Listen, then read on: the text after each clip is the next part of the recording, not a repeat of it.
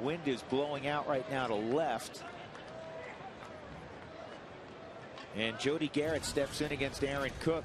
And the first pitch is away, ball one. Rockies made a player move literally about an hour ago. And we'll tell you about after this pitch. On the ground toward Todd Helton, and Todd will flip to Aaron Cook, one out. Jeff Baker's been bothered, and we mentioned this late last night, by a hand wrist injury. And he has been placed on the 15-day disabled list. Jeff hurt it swinging through a pitch the other day. And called up from Colorado Springs is Matt Merton, who the Rockies picked up late in the offseason in a trade for Corey Wimberly.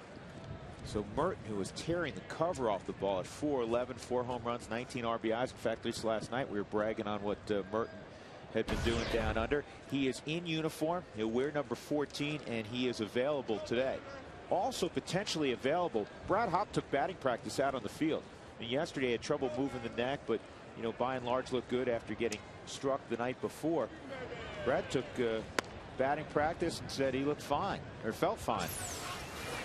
Well, obviously, Doogie checking him out in the cage, see what he's doing with the neck, see if everything's operating. Do you see anything that's going to throw it off to where you'd be hesitant to use him? Not in the game, but available.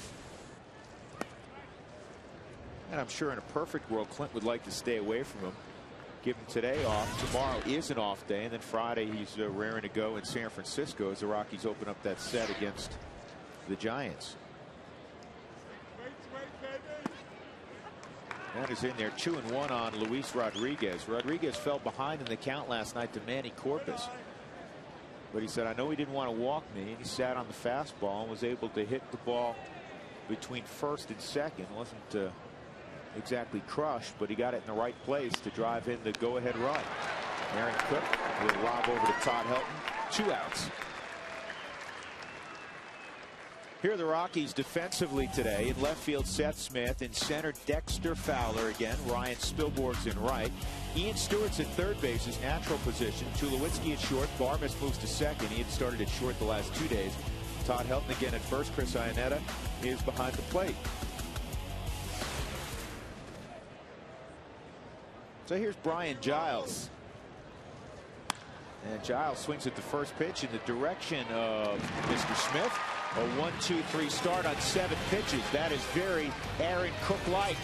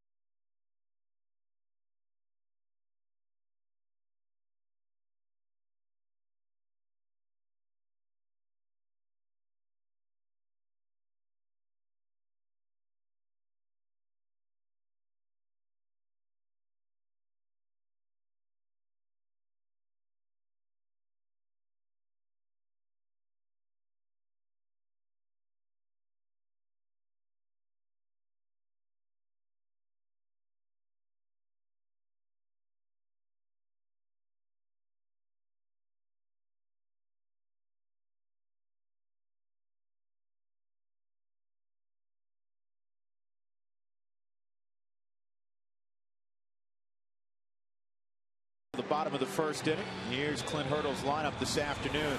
Up top, Dexter Fowler. Why not? He has been sensational of late. He's leading all rookies with that .310 average. Seth Smith swinging the bat well. He's in the 2-0. Spilborgh slides to 3. The 3 guys can run a little bit in front of Todd Helton in the cleanup spot.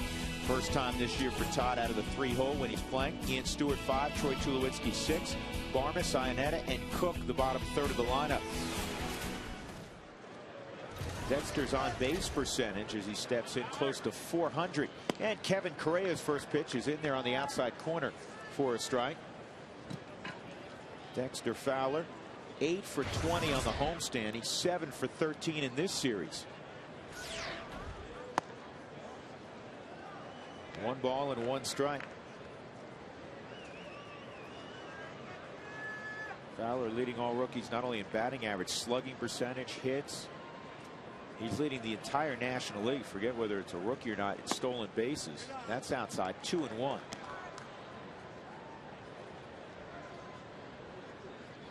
Enjoying the game, and he's calm, cool, and collected at the plate.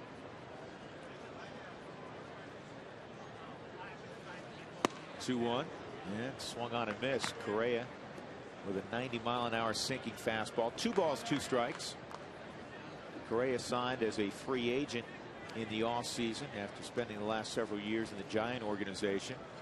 Some as a starter, some as a reliever. This is lined foul down the left field line. They came to the big leagues 2003. Everybody 10 ball games, 7 starts, went 3-1 in that span. Started 04 back at Fresno where he made 29 starts. San Francisco struggled, so he's bounced back and forth, but accumulated 4+ years in the big leagues. Natural spot for him. He is a native of San Diego. And a good job by Dexter wasting a riding fastball. Jeff Houston is down field level. And Huey, I hope you put the suntan lotion on. You know what? I've actually got it right here. Put a little sunscreen on already by the arms, and I'm getting ready to get a hat from Keith Schultz or Joe Diaz. One of the two, because it's starting to beat down already. And Fowler has gone on a strikeout. Dropped that slider on his back foot. Let's look at the Fidelity scouting report from Kevin Correa. You see the fastball 88-91, the slider 82-84, which he just threw at 85 miles an hour to get the strikeout. Times to the plate. That's been an important factor so far in this series with all the stolen bases. See that down at the bottom, 1.24 to 141. He'll work that slider here. That's just what he did to Dexter Fowler down on the inner half below the foot. The fastball, not afraid to run in. Likes to run the fastball away and try to freeze right-handers when ahead in the count. Gets him into a slider type count. You know, for me, George, he's one of those guys, and the reason why he's bounced from the bullpen to starting bullpen, anytime you can get to him the second time, I think you figure out where that ball's coming from. Well, I think a part of that I lay a little bit on a catcher too. And the only reason I say that, Jeff, and I know what you're talking about, second time, third time through, they make themselves relievers. But a lot of times you've got to pitch backwards the second time. Change what you're doing. Guys sit in the dugout, they study pitchers. If your first pitch fastball every time, or if you're a breaking ball every time, they know what you're doing and they look for it. And so a lot of times pitchers aren't very smart sometimes. They'll go through the 9 guys, right? They go through 9 guys and they're going, hey, I've given up 1 hit, I've struck out 5, why change? Right. And all of a sudden you look up and it's a 4 spot in an inning on you. They wonder what happened. Ball and 2 strikes on Seth Smith out of the University of Mississippi, Ole Miss. Up high, 2-2.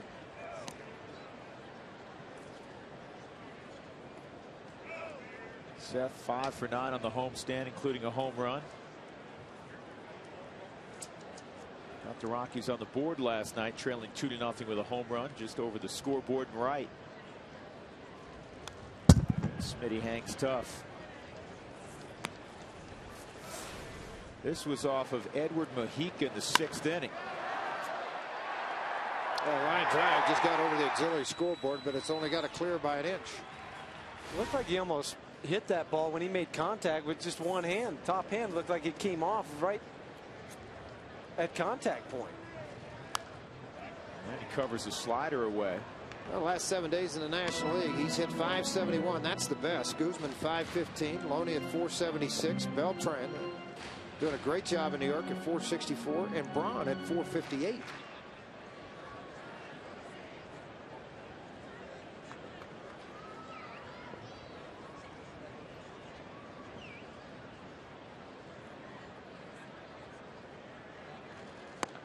Outside. Well, one of the sexy stats that people look at these days, especially GMs, scouts, is OPS, on base plus slugging percentage. And if you're above 850, that's real good. If you're around 1,000, your name must usually be Pujols. Well, Smith in the early going, that's ball 4, and he's on base again, is close to 1,100, Jeff. Yeah, I mean, and that's what's the shocking thing is you think about all the good hitters the Rockies have. Seth Smith is leading that category. Here are the gloves for San Diego. Chase Headley in left, Jody Garrett in center, Brian Giles, of course, in right, Kuzminoff, Louis Rodriguez, Edgar Gonzalez, and Adrian Gonzalez, the 2 brothers on the right side. Henry Blanco has been around a while now, is doing the catching. This is the 7th start for Blanco. The first few times he has started. And Jake Peavy's on the mound. He catches all of Peavy's. This is a towering drive, deep right center field. And Spilly's going to come up a quarter short in the machine as it's caught near the edge of the track by Giles. I can't tell, Huey, which way the wind's blowing now. The flags have changed direction completely from about 10 minutes ago. Well, and it's also swirling a little bit down here on the field. Last night it was calm as calm could be, but today I can feel it already, and I can't even tell how it's blowing. And the difficult thing, too, as an outfielder, you're taught to throw up the grass. Well, it could be blowing one way down low, up high. It's doing something different. Todd Helton had a double with 2 outs in the 9th inning last night. He represented the tying run. Unfortunately, the Rockies could not get him home. Actually, Jason Marquis pinch ran for him. He was thrown out as Luis Rodriguez at shortstop had a couple of options on a ground ball by Garrett Atkins.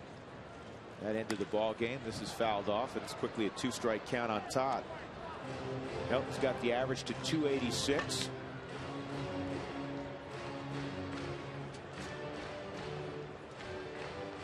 Correa 1.34 last time to the plate.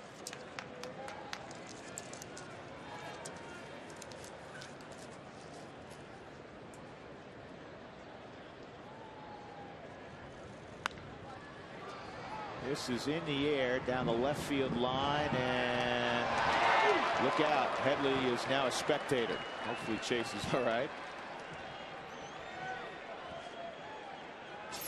Well, you see that wind that Drew talked about is going to drift the ball away from Headley, and he gets over there, and the only way he's going to stop him is the little wall. And he happened to pick an aisleway where nobody was sitting, so he had no help. That gentleman right there's here. How you doing? Nice effort. Yeah. Give him a hand now. Yeah. He's a Coloradan. I know he's not wearing the Rockies uniform, but help him out. 0-2 on Helton. Up high, 1-2.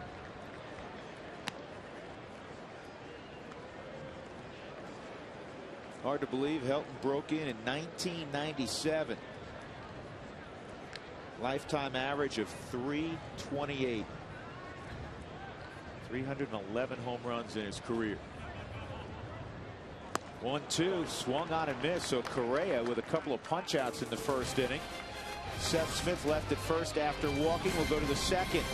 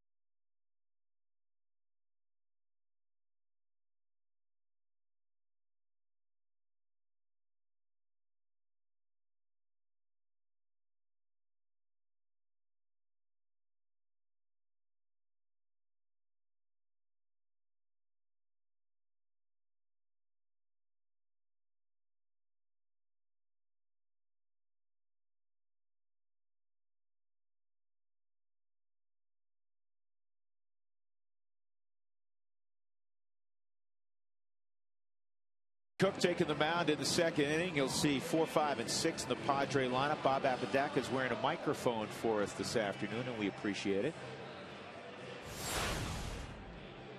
Nice, Chris. Good changeup right there.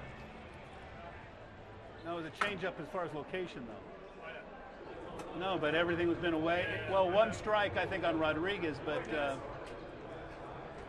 you know, if I was him and I saw 2 sinkers like that and they're out in front.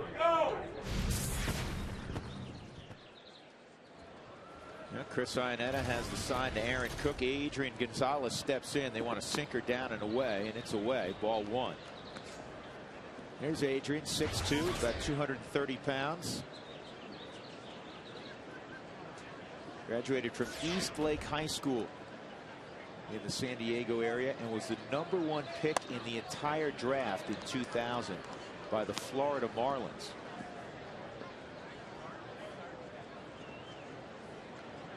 Eventually was traded to the Rangers, and that's where he broke in 2004. He was part of, George, that Adam Eaton deal. Adam Eaton, who's Eaton with now? San Diego. Eaton's with Baltimore. I think just got called up. Chris Young also in that one, wasn't he, Drew? Chris Young was part of it. That was a very good deal for Kevin Towers. That's a steal. You got Chris Young. I mean, you come out of it, you have Peavy and Young. You know, you can call them co-aces if you want. And your 3-hole hitter for a decade if you can keep him in town. That's pretty good stuff. Yeah. Well, from the hometown, so maybe that's a little bit of an advantage for him to want to stay there. This is fouled off his foot, so it's a full count, 3-2. Yeah, I know we got an awful lot of wind up above the stadium, but I'm looking down at Jersey starting to flap too. Is there wind on the field today? Yeah, there is more than there has been the last couple nights, and the flags have picked up somewhat. They're starting to blow a little bit more, but yeah, you can feel it. Definitely feel it down here. We see it on Aaron Cook's jersey. Looking over at Todd Helton's, his jersey's doing the same thing. The flags say left field. Is that what you feel there? Or is it a swirl? Swirl.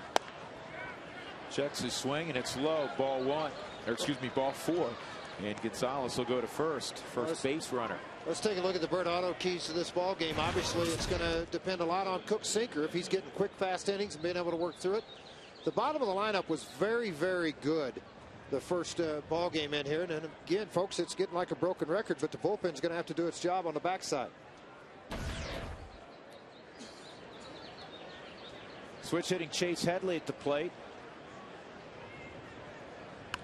And Chase drags a bunt, and Cook will make sure he kicks it in foul territory. That's one way of doing that. Yeah, remember too, though, guys, you got a little bit of a guy on the mound that's had a back issue in the past. And, you know, on the move to run, and all of a sudden you're going to reach down and sweep it with a glove. Yeah, just better kick it out of the way.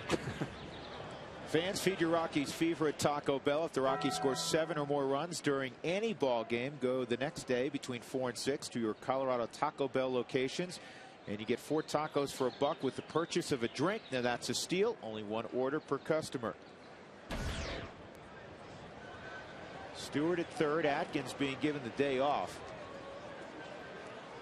He was the only player to start every ball game until today.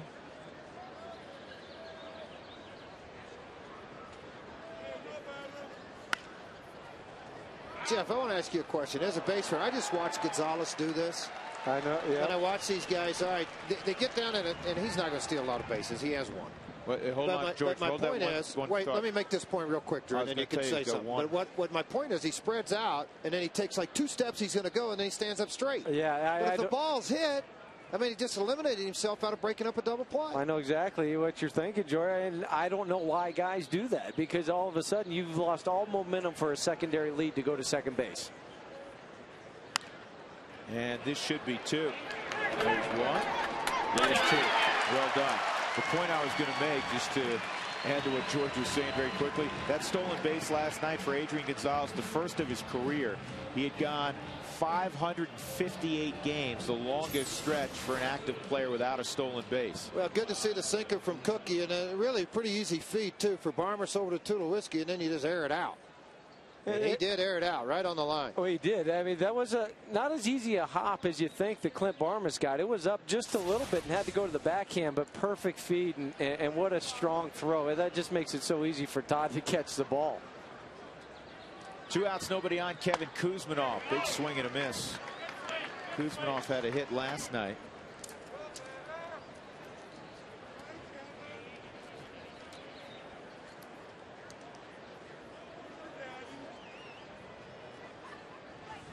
You know what trades turned out for them also? Kuzminov for Josh Barfield, which looked a little bit peculiar at the time. I mean, Kuzminov had put up ridiculous numbers in the minor leagues, but Barfield was coming off a great rookie year. Very good year. And unfortunately for Josh, I know he's had some injuries. He has not done much since then, and Kuzminov's become very steady. 20 home run type of guy, playing third base in San Diego. Good inning for Cook again.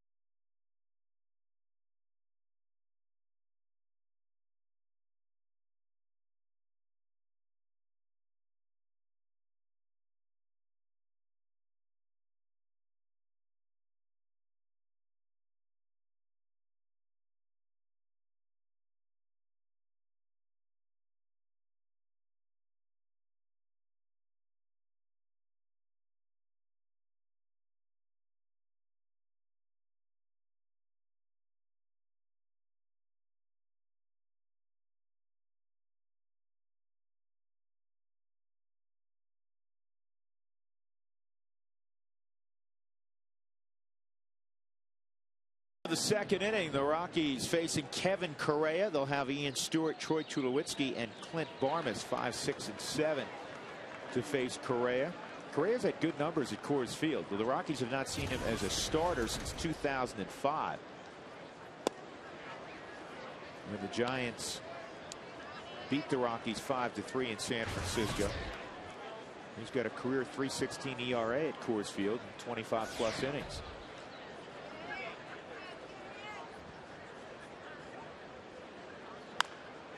And Stewie's in a hole, 0-2. Well, Matt Merton has officially arrived. Said he was going to be in uniform and didn't get here at 1:05, getting hugs from his buddies from spring training. Hasn't seen most of those guys in a few weeks. Saying hello to Don Baylor. He's a good man and he's a talented guy. He had a great spring. I mean, the Rockies right now are loaded with outfielders. We were talking about it yesterday as this pitch is down low. Carlos Gonzalez, guys, is doing very well.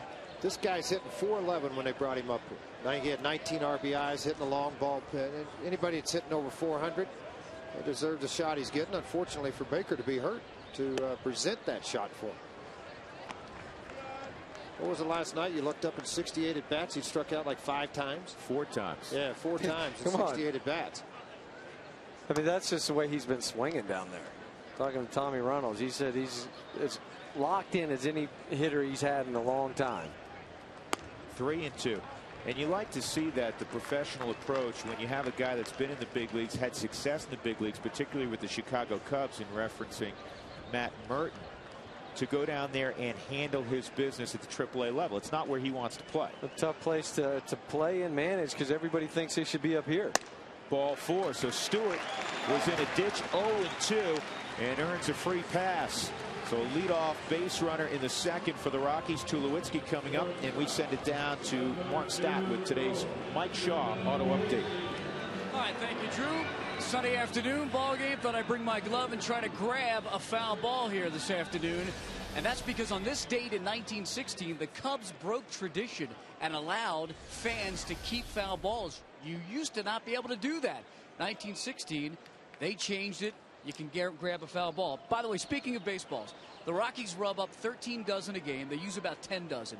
So that puts each ball into play about 2 to 3 pitches. That's it. That's their lifespan here in the game.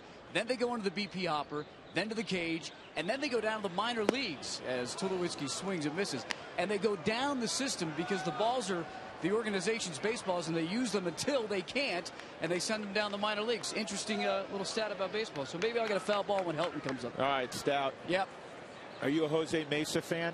Jose Mesa, with the blue glove. Well, whatever team he was on, he got that glove. So at least you could break out a purple glove, because we're starting to wonder if you're like a closet Cardinals fan. This is my HBG7 Louisville Slugger. I like to call it my Darryl Strawberry outfield glove.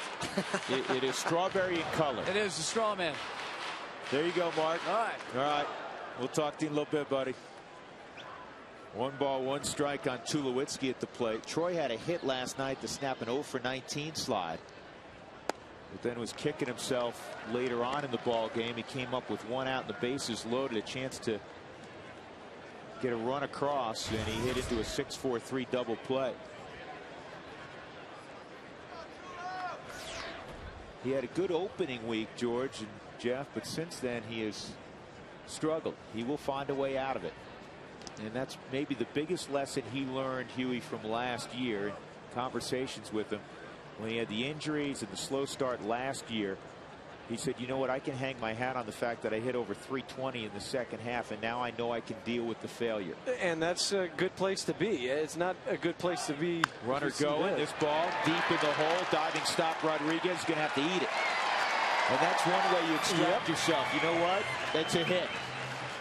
Well, the part about it is, too, though, Drew, a manager's doing you a favor. You got a hit and run. You got guys moving. You open holes up into the infield. You got guys covering bags. And you hope it does squeak through so it does jumpstart a guy that has been struggling. I always liked the hit and run. When I was struggling, I just figured, you know what? Let me take the focus off of my swing. I just know that when the ball comes up there, I got to get on top of the baseball and try to hit it on the ground. Well, everything just gets quieter. Yeah. I mean, the focus gets there. You're not trying to hit it out of the ballpark. You're not trying to hit it off a wall. You just, the hands work better. Varmus takes ball 1.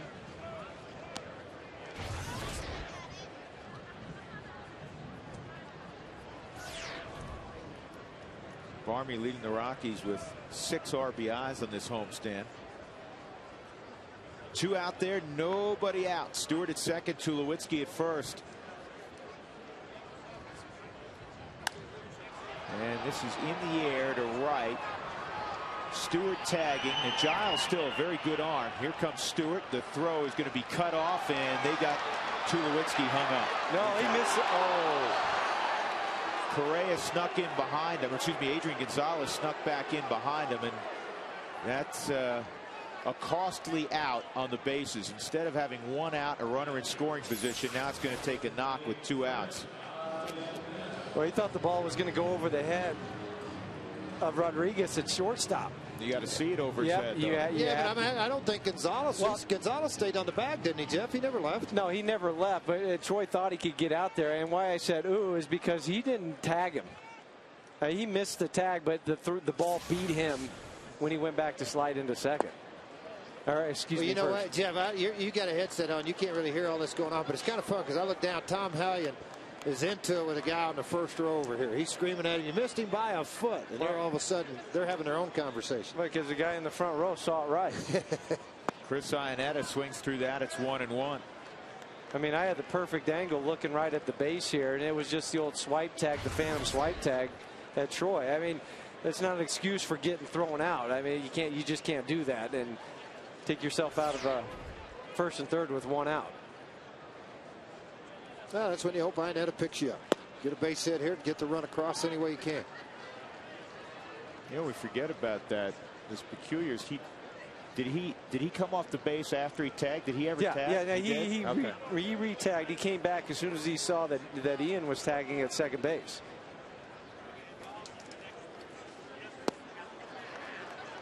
2-2 on Iannetta. Similar to Tulowitzki, he's trying to get himself going offensively.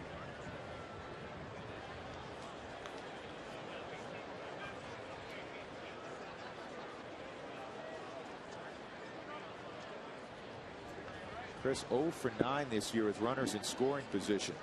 And he had a terrific year offensively last year. You know what's in there.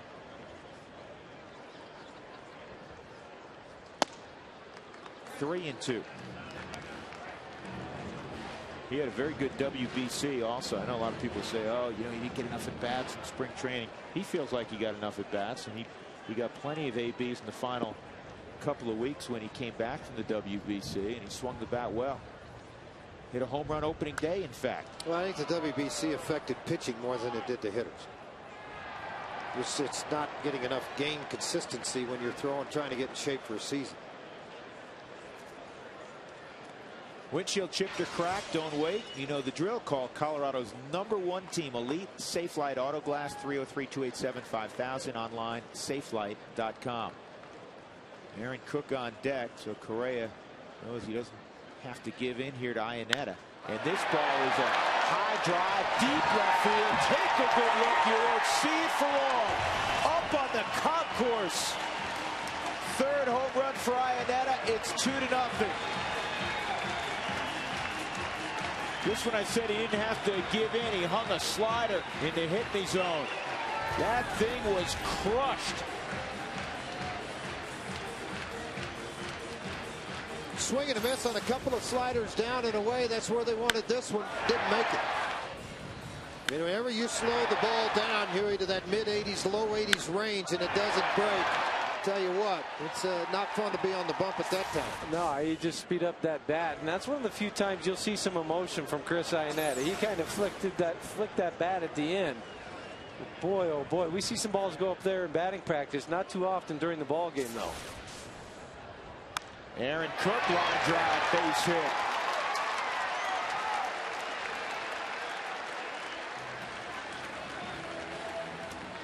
Cookie flips the line up to Dexter Fowler.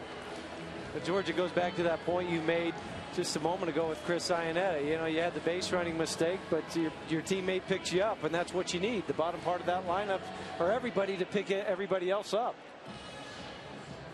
There's Darren Balsley, who also is a San Diego native, pitching coach for the Padres. One more look at this home run swing. Hands really inside the baseball, the great extension. Because of lack of velocity, you don't get tricked by the pitch or the break. Stayed right in the middle of the plate and he smoked it. How about you mentioned the WBC, I did too, but I talked about the pitchers. The ERA for the pitchers that participated in the 06 WBC, their ERA was up 17%. That's a big jump.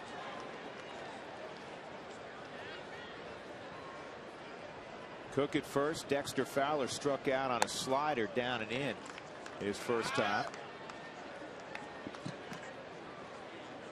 Dexter hitting an even .400 at Coors Field so far, and he brought a .300 average plus into the ballgame from both sides of the plate today.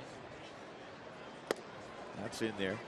Home plate umpires Jerry Crawford. Jerry, the crew chief. Tom Hallion at first, Chad Fairchild at second, Phil Cuzzies at third base.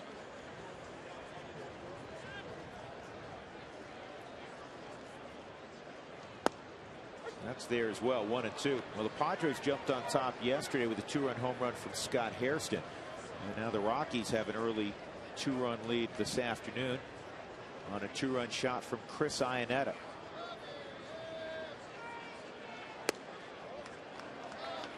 You know, Huey, this year we talked about the fact that the Rockies may not have a guy who hits 35 home runs, but they have a bunch of guys that can hit 15 to 20 plus. And so far in the early going, there's a bunch of guys with 3 home runs. Tulowitzki, Seth Smith, Garrett Atkins, Fowler, Chris Iannetta. And that's the thing, and it's going to come from everybody in the lineup. I mean, even eventually Dexter's going to be able to hit 15 to 20, probably not this year, but everybody else certainly this year has the opportunity from 2 through 8. That just makes it more dangerous on the pitcher. And again, Fowler. He's just so confident and so relaxed, even with 2 strikes. A lot of times you'll see young guys and even veteran guys that'll sit there when they get to 2 strikes, start to jump out there and really get off balance. But so far, Dexter hasn't shown that. And he got him again with that slider down and in. In the inning, though, the Rockies get 2 runs against Kevin Correa. Stewart walked. He'd eventually find third base, and then Chris Ionette on a 3-2 slider hit one a mile. And the Rockies are up 2-0 as we go to the third.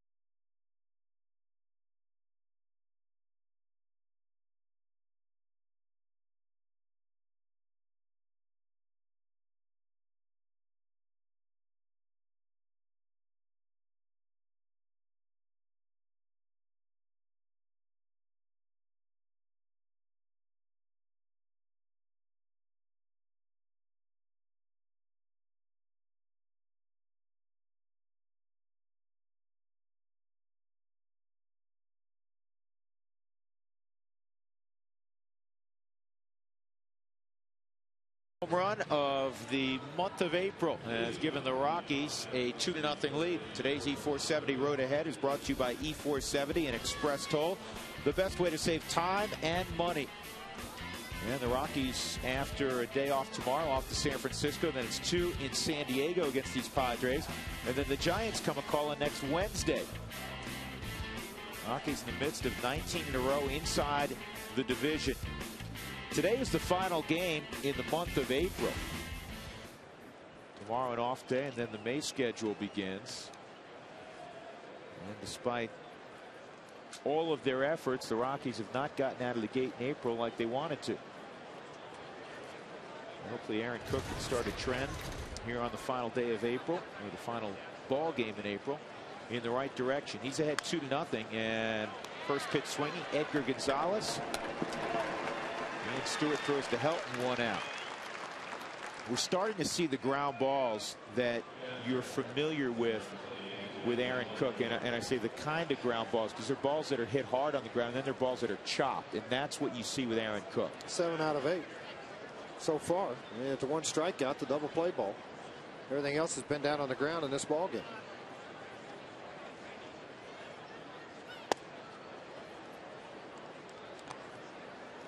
Henry Blanco at the plate. Henry has 2 home runs. They came in the same game. 3rd time in his career he's hit a pair of home runs in a ball game. He's fashioned himself a nice career as being a backup catcher. Why? Because he can catch and throw. He keeps his mouth shut. That's right. Works well with the pitchers. Well, he can run into a fastball every now and then. Somebody gets hurt, he can pick you up. I mean, he can catch for 4, 5, 6 days in a row. It's not going to hurt you. 41% would-be base stealers he has caught in his career. Nick Hundley was the guy we were showing just a second ago. He's the everyday catcher. This is in the air, right center field. Spilborghs has it. 2 outs. Kevin Correa will come up, and we'll tell you that tomorrow night at 7 and again at 10. Here's what you can see on Rockies All Access. Alana works out with the Rockies. Nice karaoke, Alana. Very good. Brian Jordan And now throwing BP to your Victorialba. You'll take a tour of Coors Field from the crew's point of view, and they'll break down the month of April by the numbers. That's Rockies All Access tomorrow night at 7 and 10 with Alana and Oren. Tulowitzki. Long throw across the diamond. That was a quick and efficient inning. Second 7-pitch inning of the ball game for Aaron Cook. Rockies leading 2-0.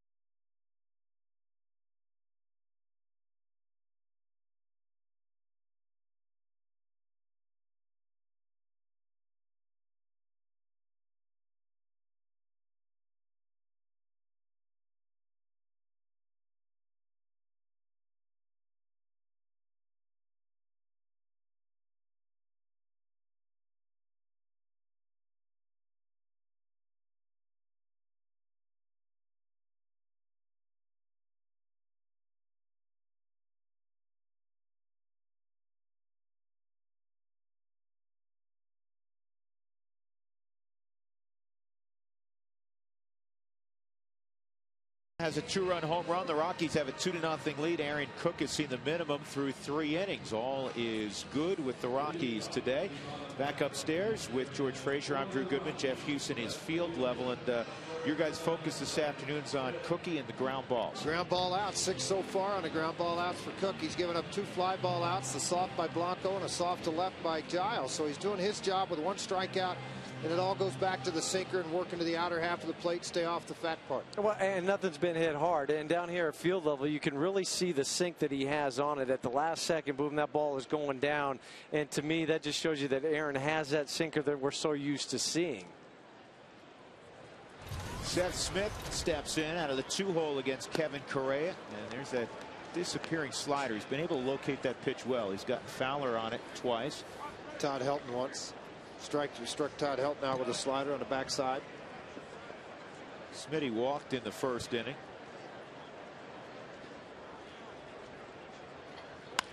Ground ball to short.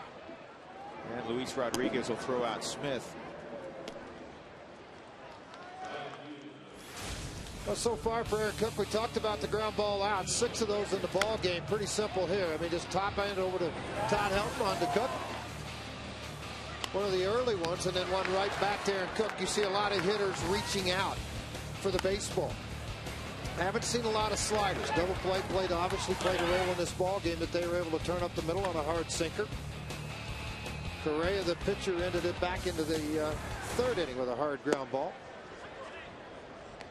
Strike 1 on Ryan Spilborghs, who hit the ball well to right center field his first time up. Ryan Giles tracked it down near the warning track. And this ball is top to 3rd. Kuzmanov. Yeah, I talked about Cook's quick inning, 7 pitches. And you turn around here and look at Correa right now. What's he have? 4 pitches, 2 outs real quick. Neither one of these guys able to catch their breath in between innings. Well, if you're going to throw ground balls, that's what you want. Quick innings, and your defense will play better behind you. Hey, create your own Colorado Rockies collectible using your favorite photos at the photo store at ColoradoRockies.com. Go to ColoradoRockies.com today. Todd's had a nice series with San Diego. 4 for 9. 2 for 4 yesterday, a double and an RBI. And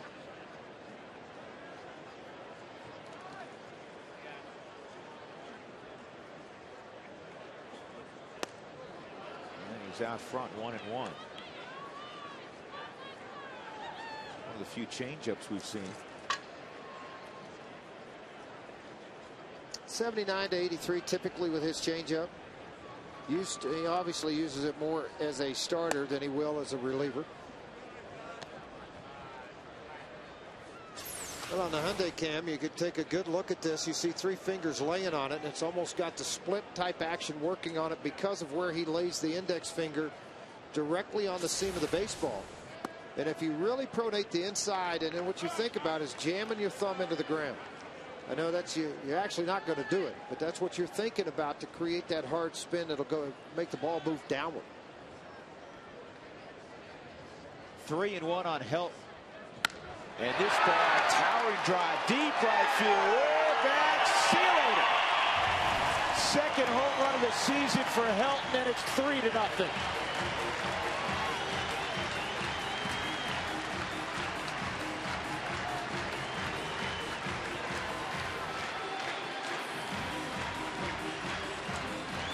Career home run number 312 for Todd. Well, check the location of the pitch and where they wanted it. Sinker down and away, and then on the Hyundai cam, you can watch this hand run back to the baseball, and Helton able to make him pay for it with a bad pitch on the inner half. And you watch this many times at Coors Field, and Todd Helton.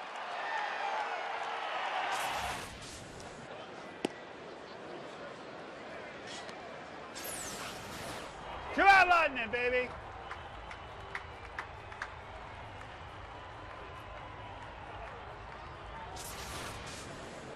What did Dak say? Two out Lightning. Oh, I couldn't understand the first part. Did you get that, Huey? Yeah, I got it only because I've heard it before. All right. He said it so fast. And that's how fast it went out of the ballpark. That's why they call it 2 out Lightning. 1-1 on Ian Stewart. Stewart walked and came around on the Ionetta blast.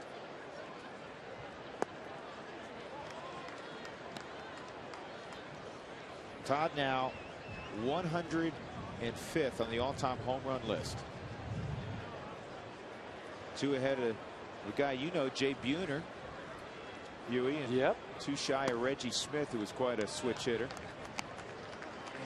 Former Rocky, that he's 3 behind. Jeremy Brunitz hit 315 home runs. That's another guy just disappeared off the face of the earth. Great year with the Rockies. Signed out with Milwaukee. Who did he go to after here? Pittsburgh. Just never got it going again.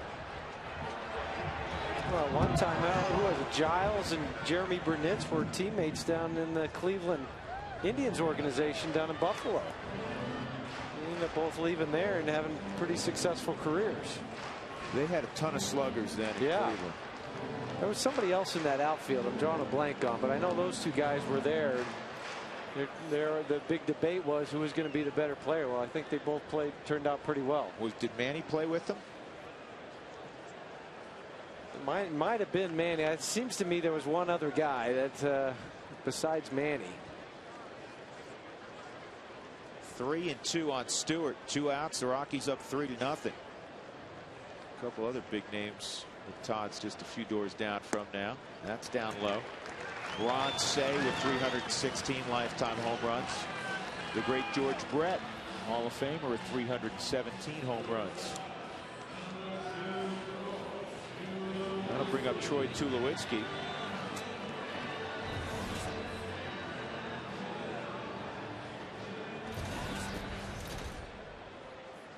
Two out.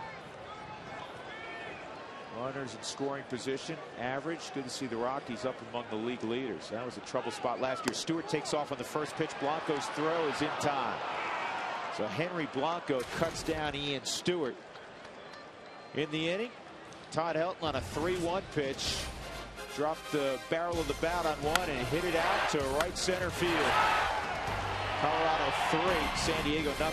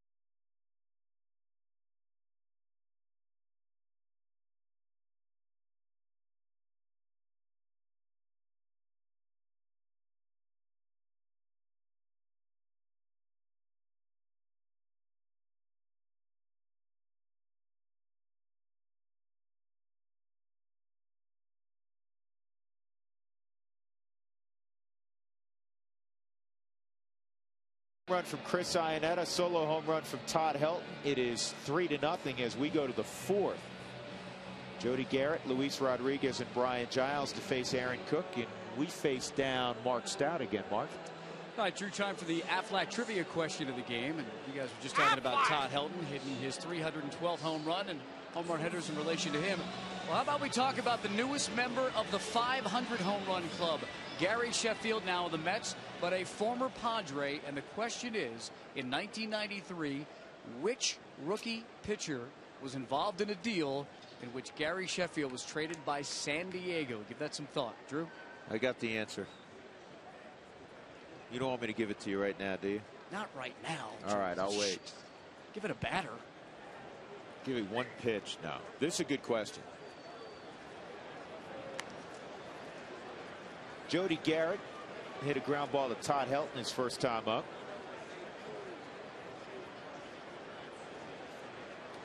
Speaking of a guy that was in the Cleveland Indians organization, you know, that outfield, Huey, at least in the big leagues, was Manny Ramirez,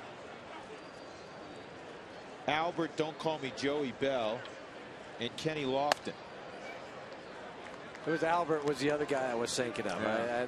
I don't know how I could forget that, but that was the other guy I was thinking with Burnitz and Brian Giles. See the number of pitches in comparison to Correa. This is more like the Aaron Cook we're used to seeing. 2 balls and a strike on Garrett. Aaron's already had 2 7-pitch innings. He's getting a lot of sink. I know that pitch missed there, George, but the sink is much it's not more so much consistent. his sink, it's tail too.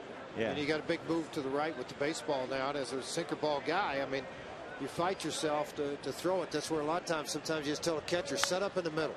And he gets a rollover ground ball. 1 out. I'm trying to think back, George. Maybe 1 or 2 sliders. Yeah, it's been all the sinkers. I mean, he said the other day in the locker room after his bullpen, he said the sinker's back. He said they already started to pronate. You know, watch his wrist turn in on this sinker. See how everything rotated down? And then that spin's going to move to it. But here's where Iannetta is. He's square behind the plate saying throw it here instead of sitting up on a corner saying throw me the baseball. Because you aim for the corner, it's running out of the strike zone. Well, Aaron is 11-4 against the Padres in his career with a 2.37 ERA in his starts. Yeah, 9-2 in his last 12 starts against him. Big time dominance. 1 ball and 1 strike on Luis Rodriguez.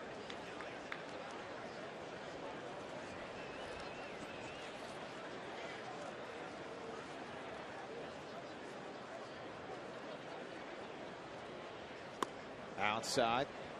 2 balls and a strike. Show you the look on this sinker again out of Aaron Cook's hand. Watch his arm as it comes through. You see how the rotation is? See how he rotates down? Now all of a sudden it almost turns into a screwball. That's what creates the hard sink on a baseball, was when you pronate in. If you work off to the side of the baseball, you just get a sailing fastball. And what makes it so difficult for the hitter is that movement doesn't occur until about 7 feet from the plate.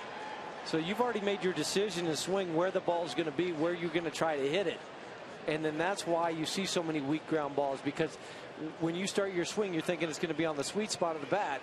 And then at the last second, it moves away only an inch or 2, and you're hitting it right off the end of the bat.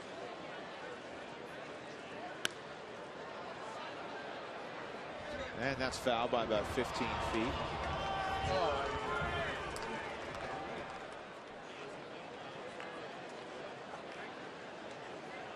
Well, don't forget, Coors Field, a great place to bring out your group. 25 or more, receive discount pricing, scoreboard recognition, and some other great benefits. So pick up the phone, grab your group, call the Rockies, 303 Rockies, and head out to the yard.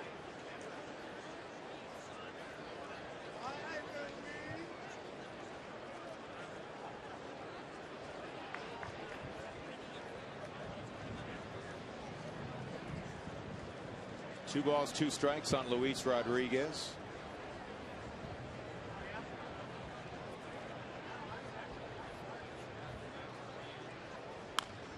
And this is chopped foul by Rodriguez. talking about one-run games last night late when the Rockies lost 4-3. The fact that they're 0-5 in one-run games, 0-7 in games decided by 2 or less. One of the reasons that the Padres have an 11-9 record, surprising many folks, is their record in one-run games. They're 6-2 this year for Bud Black in one-run games, and they've been able to hand it off to Heath Bell, and he's 8 for 8, leading the big leagues in saves. Most one-run losses in the National League, the Rockies. You don't want to be in that same category as the Nationals. Kind of surprising for the Mets, all the money they spent on the 8th and 9th inning. This is popped up, and the wind's going to take this out of play, it looks like. Well, maybe not, but it caused the ball to move a lot, Drew. Yeah, it caused it to move away from Ian Stewart and Troy Tulowitzki. Yeah, Ian's route to the ball, thinking it was going to be in one spot, and as you run over there to that wall, and then it starts to drift behind you. I mean, he's taking off thinking it's going to be just on the other side of the tarp, and then you look back at the last second, and it's even drifted further towards the outfield. And it was in no man's land, but that's how much the wind is affecting the baseball when it gets up towards the third deck. And you look where Tulowitzki had to start out. I mean, they're playing it basically up the middle, so he had a long run to try to get there.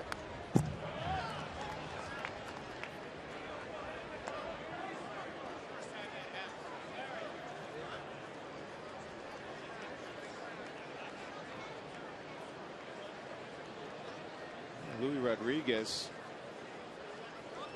seems like he's been up there for half the pitches that Aaron Cook has thrown. 39 pitches for Cookie. Luis monopolizing his time. And good try by Clint Barmas, but it's going to end up in right field. That looked like his hit that won the ball game last night in the top of the 9th. 1 out, 1 on. Brian Giles coming up. Let's get an answer to the Affleck trivia question with Mark Stout. All right, Drew, the question was Gary Sheffield, newest member of the 500 home run club, was a member of the Padres. You might remember back in '92, he hit 33 home runs. The next year he hit 10, and he was traded. Part of a 5-player deal, went to the Florida Marlins. Involved in that deal, Trevor Hoffman, who had his 555th save last night for the Brewers. And if you're wondering about Gary Sheffield, he hit 15 home runs here at Coors Field. The most homers, he hit home runs for 8 organizations now with the Mets. The most was with the LA Dodgers. He hit 43 with San Diego. But that's what we tie Sheffield in today with the Padres guys. Very nicely done. Brian Giles at the plate. Third base coach for the Padres is Glenn Hoffman, older brother of Trevor. I was talking to Glenn this morning. Said he hadn't heard yet from Trevor, and he asked me, he goes, did they play Hell's Bells? And I said, yes, they did. So that's his signature, right? Had to do that. That's the song he's been coming into for what, 15, 20 years now, and a very successful. It's kind of neat in San Diego. That the gates open, he'd start the trot, and the song would come, and the crowd would go crazy. It was good, except if you were in the other dugout. No, that was never a good song to hear. Yeah, 1 ball and 2 strikes. It was a great entrance, though. I mean, you think about the guys who entered, 9th inning guys. To me, that's the best. Definitely the one you remember the most. Yeah.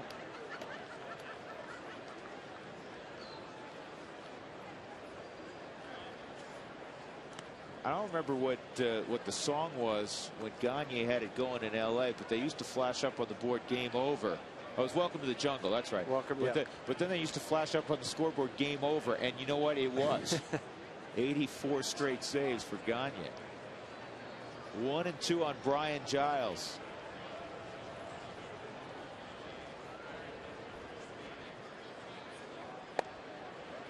Two and 2. To me, Giles is a lot like Helton. He has as good an eye as there is in the game. The other thing, he has a plan when he goes up there, too. I mean, with sinker ball pitchers, you're looking to hit it the other way. That's what he did his first time up. He's just going to work in that one zone and try to use a big part of the field. You don't see him swing at bad pitches either. No. Well, and now with the 3-2 count, a guy like him, look for Rodriguez to take off on this pitch, even with Gonzalez hitting on deck.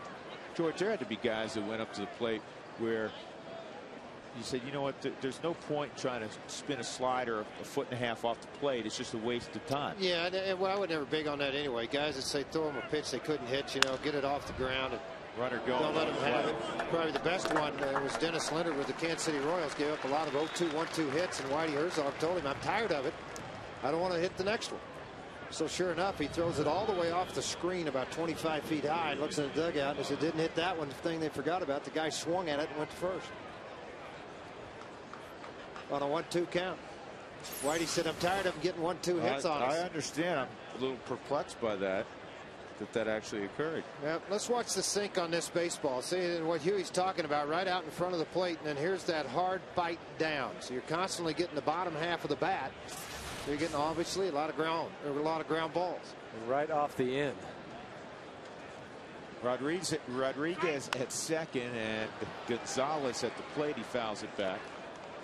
Yeah, I never liked the idea they'd say, you know, waste something. I mean, he could. I'd rather throw the ball to the middle of the plate, like a hard slider, and put it in the dirt, because they're more apt to swing at something like that. Or if you get a guy you can elevate the fastball with, but it's got to be somewhere in the strike zone before somebody's going to bite the hook.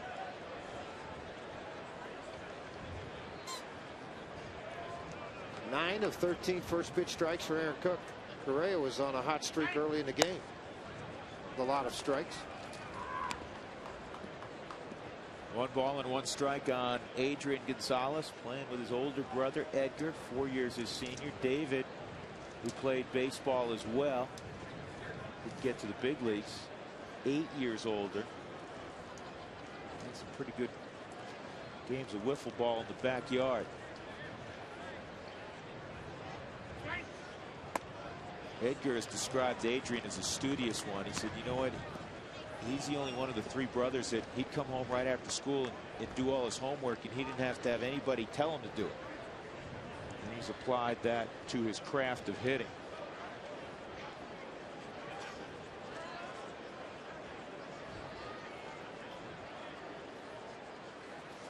Two and one.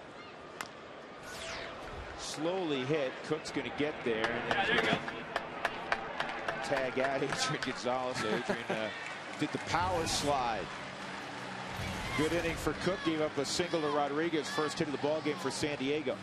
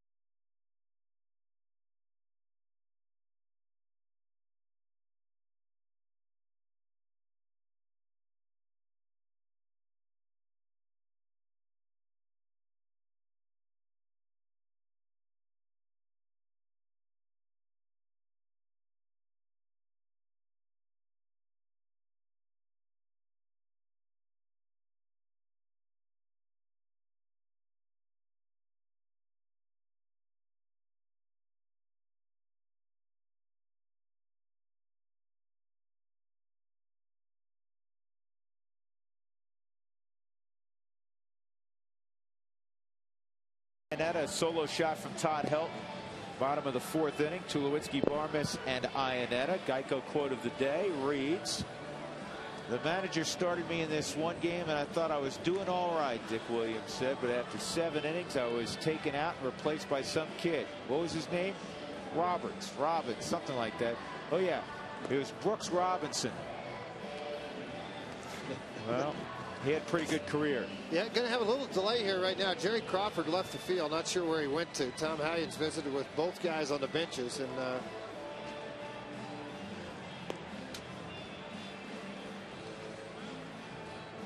Dick Williams last year went into the Padres Hall of Fame, former skipper of the San Diego Padres. Let's hear a little bit more of Bob Apodaca and the microphone on.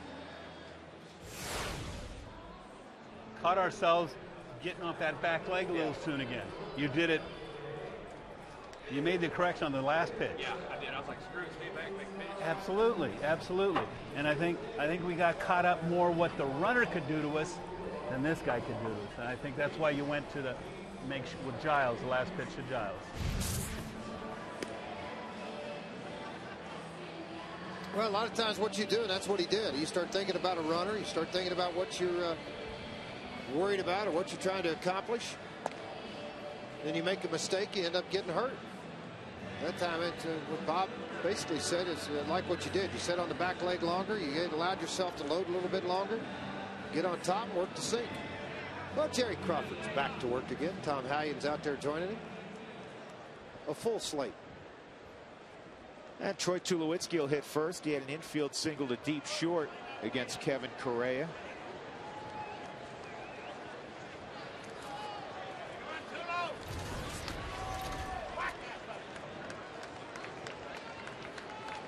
And the slider's outside. Correa, 6'3", 210 pounds, 28-year-old. Drafted in the 4th round in 2002 by the Giants out of Cal Poly. He got a pitch to hit there, and it's a towering fly ball to Garrett in center field.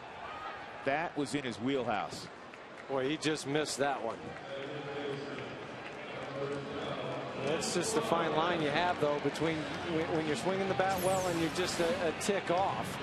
And the Hyundai cam will show it. That's a belt-high fastball. They hit it on the sweet spot, just worked underneath it just at the last second. Clint Barmes with one out.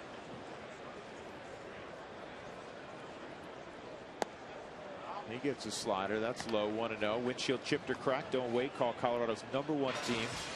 Elite Safelite Auto Glass 303-287-5000 or visit safelight.com. At the knees to Barmes. 1-1. Clint had a fly ball to deep right his first time up. And Stewart moved up. Tulowitzki got caught too far off first base. Turned into a double play. Fortunately, Iannetta, hitting behind Barmes, hit one out on a 3-2 pitch. And all was not lost.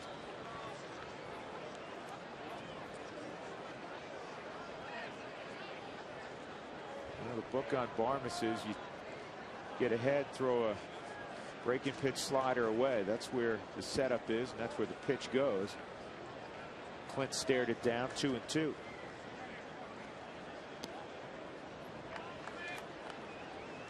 Correa initially went to Grossmont College in San Diego, and then he transferred to Cal Poly.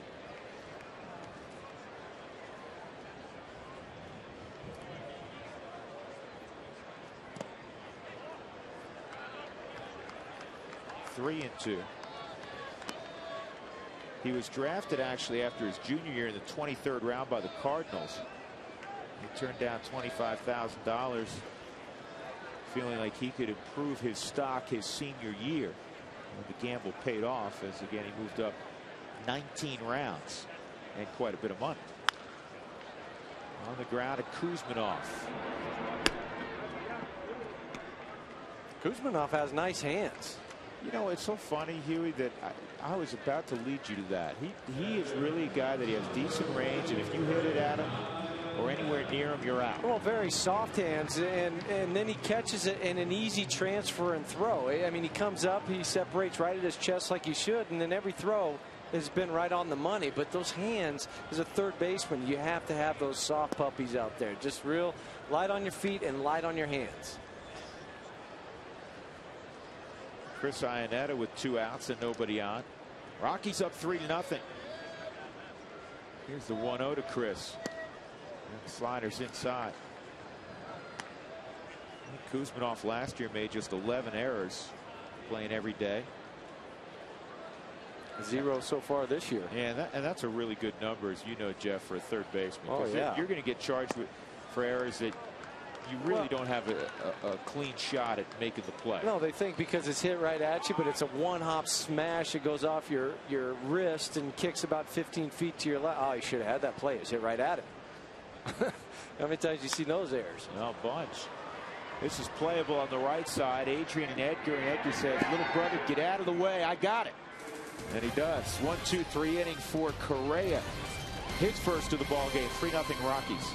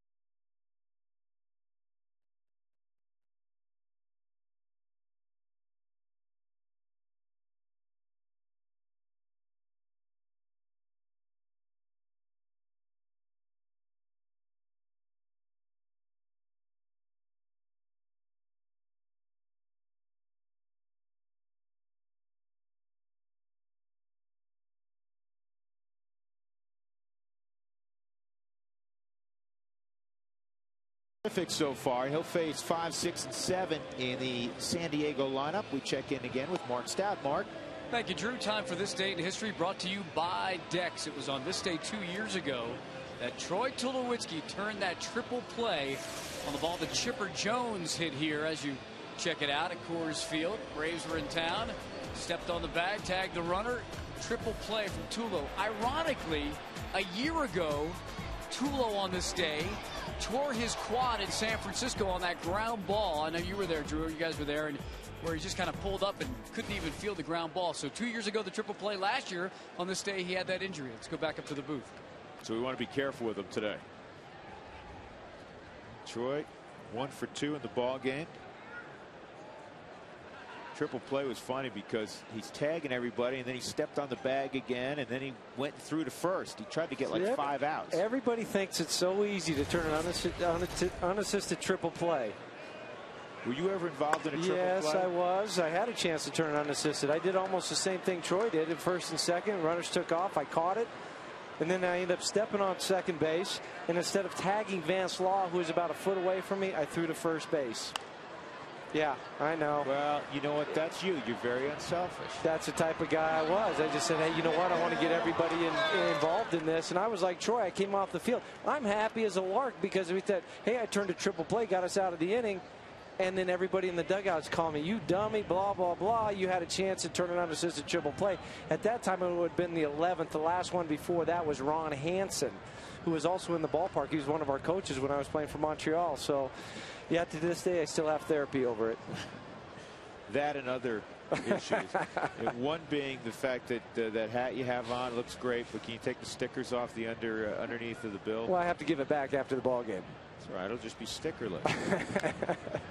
Chase Headley chops that off. I really think you can probably keep that hat because I don't think they're going to give it to anybody after you have that gel all over it. Well, good point, George. I didn't even think about it. You know what? Hold on.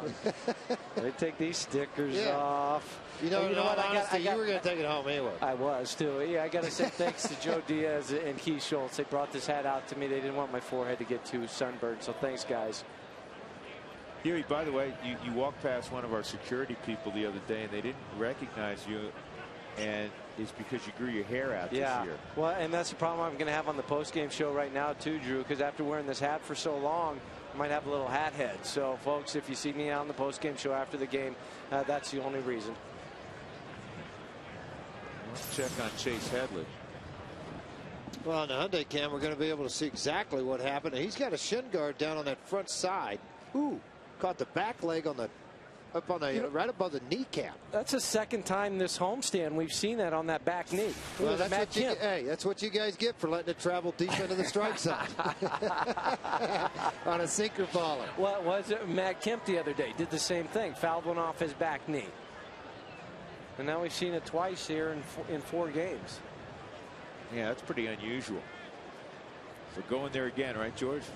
Yeah, why not? You're not going to be very happy about it. They're going to turn on it too quick. That's what he did. He gets the strikeout on Headley.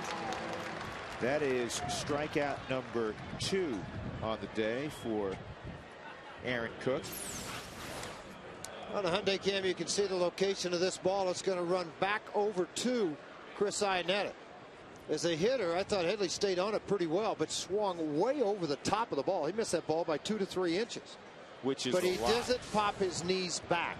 A lot of guys that when you throw that wiffle ball sinker on the inside to lefties, a lot of times they'll stand up straight and get out of the crouch they're in. I thought he stayed on it pretty good. He just didn't keep his head on it. Of course, the knee's barking a little bit too. A lot of it. Kuzminoff fits a pop-up short center field. Barmes to Lewitsky, and Barmes will handle it. That ball came back about 20-25 feet. By the time it was up, it was out in the outfield. I was looking for Dexter to try to catch that ball. So you're saying now there's a wind changed, or is it still a swirl? I still think it's a swirl, but it's starting to blow more from right field back over towards third base that way. Yeah, nice catch. Here's Edgar Gonzalez. Edgar drafted out of San Diego State University in his hometown. That's where Adrian was going to go if he didn't sign, and he was the first pick in the country, as we talked about earlier, by the Florida Marlins. Signed for $3 million. This is a comebacker, and Aaron Cook will go underhand to Todd Helton. Another very, very strong and efficient inning. That's the third 7-pitch inning for Aaron Cook today.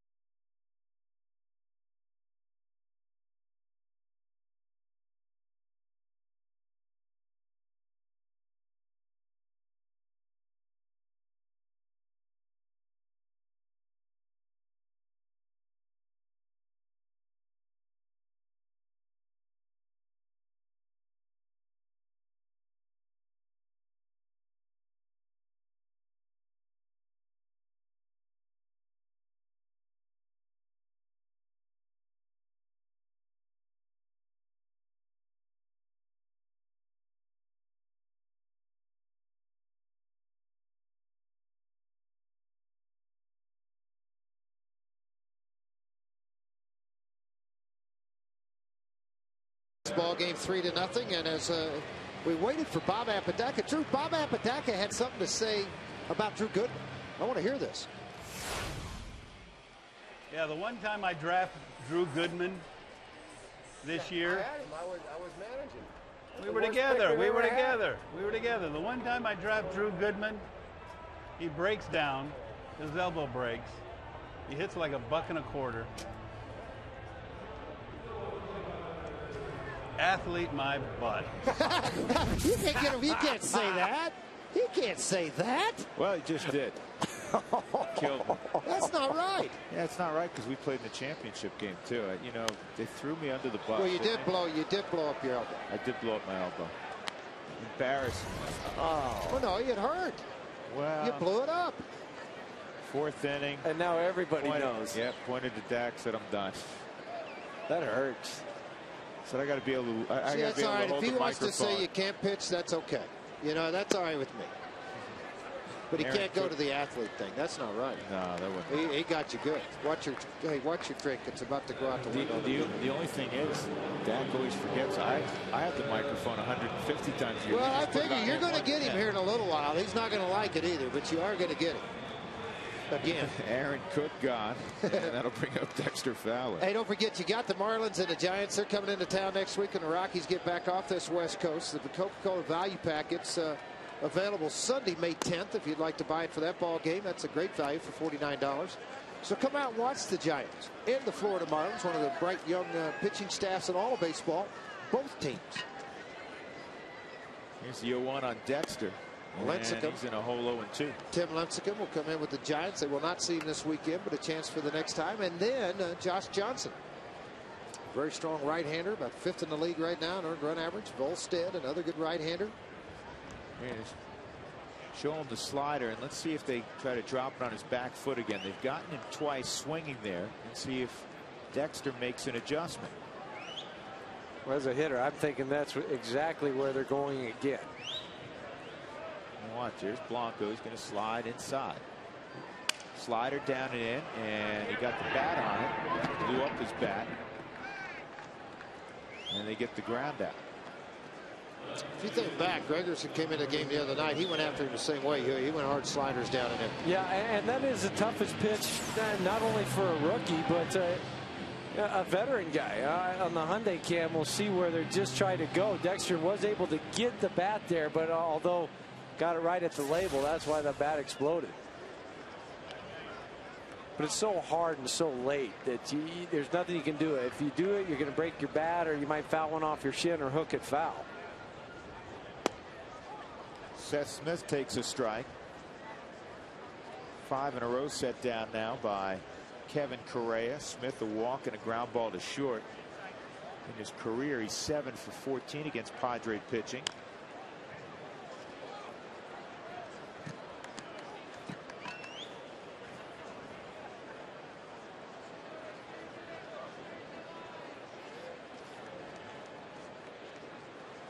Correa's done a nice job so far. He's been the beneficiary of pitching in good pitchers park so far. 2 at Petco, 1 at New City Field against the Mets. Still got to go out and make pitches, but these are good places for a guy to toe the rubber. Well, he started his career in a pretty good yard for pitchers too, San Francisco.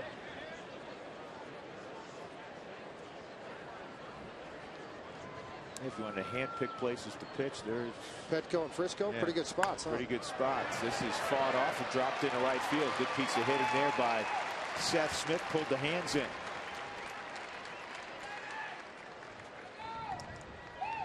Surprisingly, I tell you, he takes a pretty good swing on this pitch, and watch where it is too. It's a slider coming in, but because he gets the head out so quick, now it's a little bit up in the strike zone too. See that ball just starting to cut in on him.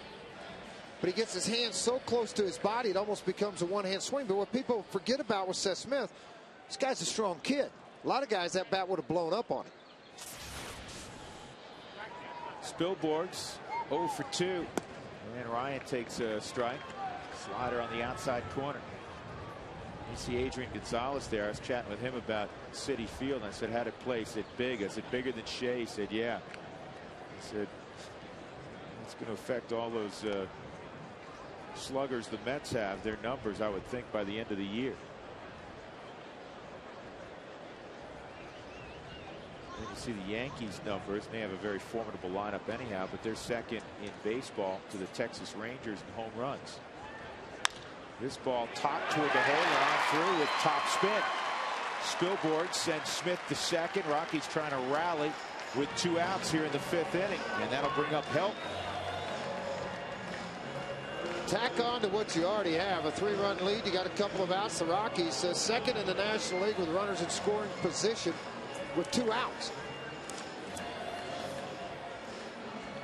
Todd Helton coming up. Let's take a look at our Jimmy John's delivery of the game. Last time, Todd on a 3-1 pitch. Got it. Todd to trot, our Jimmy John's delivery of the game. Todd's second home run of the year, 312 in his career.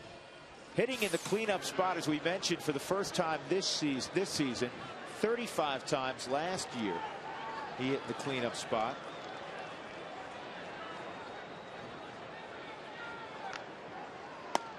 Outside. Average keeps climbing for Todd. 292. Couple home runs, 13 now driven in.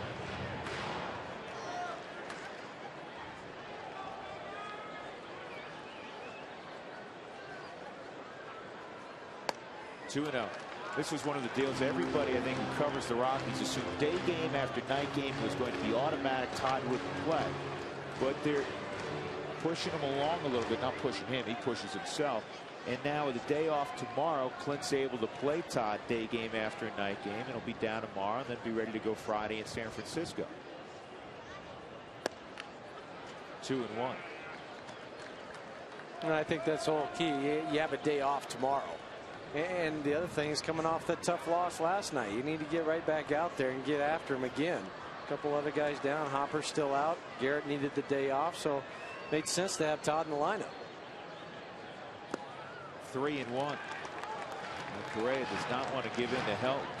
He did last time on a 3-1 pitch, and Todd hit it about 400 feet. The left-hander Lopez just called up a couple of days ago, starting to throw down in the bullpen for the Padres with Ian Stewart. And the on deck circuit. 94 pitches for Correa. Ball 4, and now the bases are loaded for Stewart. You may be wondering, Clint filling out his lineup card today. One of the decisions he had to make: do I keep Todd in the 3-hole as Darren Balsley comes out, or do I put Ryan Spilborghs in the 3-hole, or if I keep Todd in the 3-hole with Atkins sitting down, maybe I put Spilly 4, or you put Stewart 4, and then you have back-to-back lefties. That's a consideration. I asked Clint about it, and he said the reason he did it this way is you have Fowler who can run up top. Smith is a better than average runner. Spilborghs is a better than average runner. And if you and then you have a guy behind those guys who can drive them in. If you put Todd in the 3-hole, then Spilborghs, you potentially, because Todd doesn't run well anymore, you could potentially clog things up a little bit. And that was why he had help hit cleanup. Another reason I would throw out too, you got that speed on top just for a situation like you have right now, you know, with Todd there. If those 3 guys get on, he hits a ball in the gap, you can look at a 3-run double. That's right. So Stewart, a pair of walks in the game.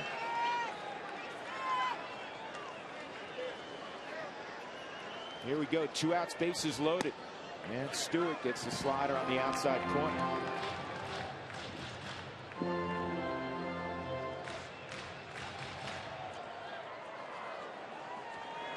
Well, not a very fun situation to be in if you're the opposing pitcher. The Rockies this year with 2 outs and loaded, 556, 5 for 9. Overall, they've hit 400 with them loaded. 1 ball and 1 strike on Ian Stewart.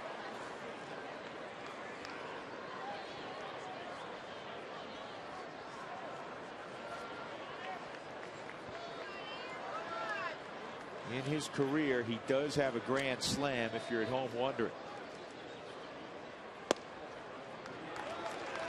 Nothing wrong with adding to that total. 2-1. Correa with his next delivery. It'll be pitch number 99.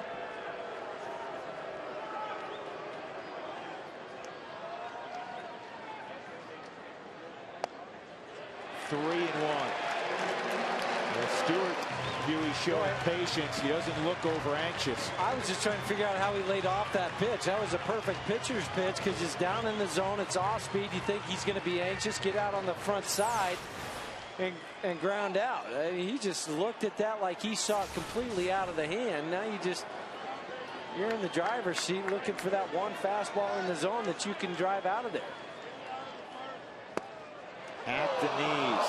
Well, still good velocity, still pretty good velocity, 91 miles an hour too at that last pitch inside on the knees. And, you know, I think the reason he laid off of it, Hugh, is just because it wasn't in the zone to where he thought he could drive it best. Exactly. I mean, the only thing he could do with that, if he's lucky, is just a single, which is good, no doubt about that. But a lot of times you'll get out and you'll roll over and it'll be a ground ball.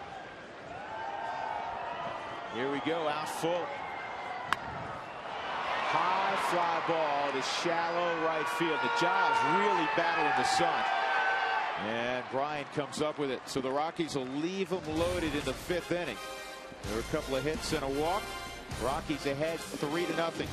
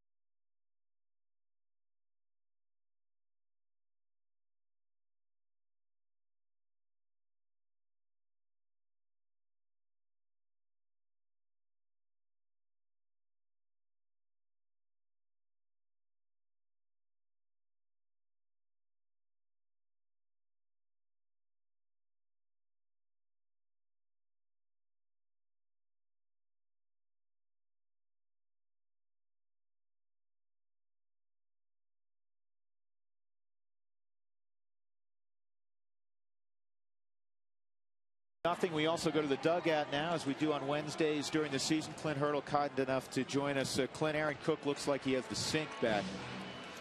Yeah, you know what? He's got a little flu.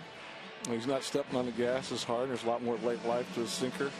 Just kind of going out there and making pitches. He looks good. Yeah, that old adage about sometimes a sinker baller guy's better when he's got a tired arm, huh? Yeah, try a little easier. Yeah, and you know what was good to see? 3-1 count. Todd Helton got the location he was looking for, turned and burned a little bit, didn't he? No doubt. That's a nice swing. I mean, he's firm against his front side. He's extended.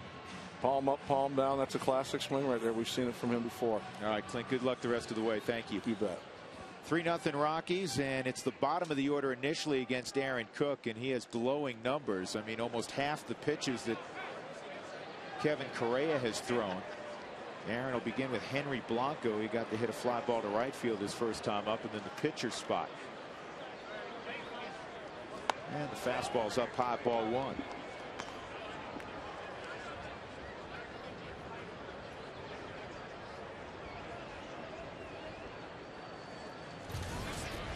And the 1-0 is hit pretty well right center field. Spielborg's got a real good jump. Did you see that, Huey? Yeah, I did. You were right, Drew. He got the jump on it. And especially with Blanco, he has a tendency, if he's going to hit the ball, it's going to be anywhere from right center over. And Ryan just got the jump on it. Ball hung up at the last second. But that's it. That's what's so nice about having Ryan out in the outfield, because he can play so many different positions. Already played all 3 of them. And it seems like no matter where you play him, he still gets a good jump. You don't see that a lot of times with guys moving from center to left to right. They're better in one spot or the other. Ryan's just as good in all 3. Chris Burke's a pinch hitter. I think, too, the wind helped out there, because you got a strong wind to the right side. The ball's tailing into it, allowed it to hold up a little bit longer, let it get a little better move on the baseball. You know why I think he does well in all 3 spots, Huey? He's really good. That, and like we say sometimes, he's a baseball player. Yep. Doesn't matter where you put him, he's going to hold his own. This guy's a pretty good baseball player, too. Chris Burke. He's versatile. Former Tennessee All-American, behind in the count 1 and 2.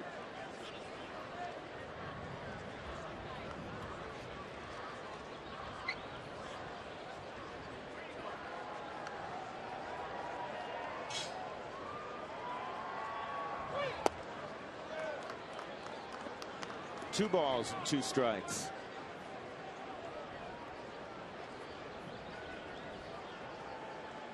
Just the 11th at bat for Burke. And he's got himself a base hit to left. Smith trying to cut it off and keep Burke from going 2. And the throw is going to be cut off by Tulowitzki, so it's a double. Just the second hit of the ball game for San Diego. Luis Rodriguez had a 4th inning single, and now with 1 out in the 6th, this double by Burke. A good hard sinker down. There wasn't anything wrong with the pitch. It's just in the middle of the plate that dove down and tell you, Burke put a nice swing on this ball. It's kind of under that category here. You know, as a pitcher, you just kind of look, go hitters practice too. Yeah, exactly, and that's what he did. He pulled it down there, but the other thing is he was running hard out of the box, made the nice turn here at first base, realizing that Seth Smith's a lefty going towards the line. Can't turn around and throw him out from there. Jody Garrett at the plate. Jody's hit it on the ground twice. Once to Todd Helton at first, and a rollover ground ball to Clint Barmes at second. George, we saw Jody Garrett hit one out the other night, and I look at him as a guy that's closed, very closed off on the front side. You think you can get the ball in on him just as much as he is closed off at the plate. You know, I go back to the old rule Keith Hernandez said to me years ago when I first came to the big leagues. Guys that stand away from the plate want the ball away. Guys stand on top of the plate want the ball in. And that time it was a sinker down and away, but it looks to me every time he swings, he's hooking everything. Right. That top hand is coming so strong through the zone, and it's just rolling over the top of a baseball. That's what you want if you're Aaron Cook.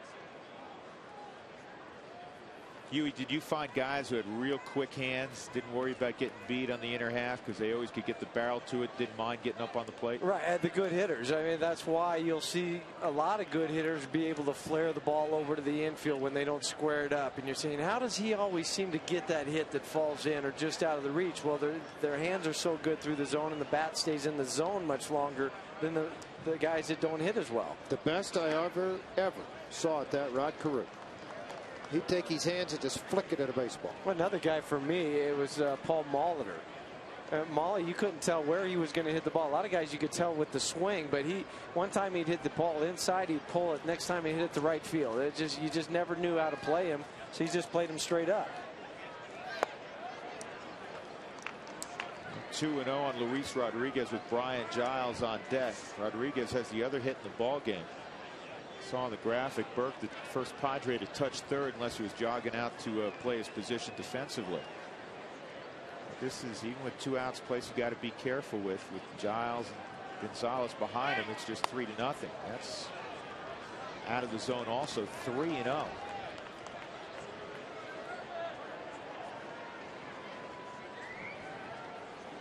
But Black was saying after the ball game yesterday that he liked Louis in the spot he was in yesterday because he's the kind of guy that's going to make contact, and that's what he did, even though he's behind in the count to Manuel Corpus. He made contact and rolled the ball through the right side for what turned out to be the difference in the ball game, with Heath Bell getting the final 3 outs in the bottom of the ninth.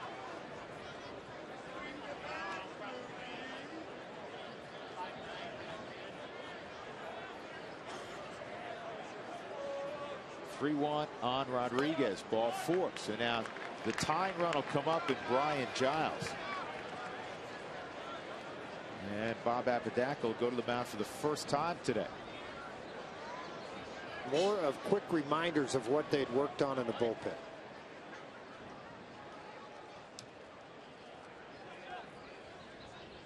Pitch count at just 72.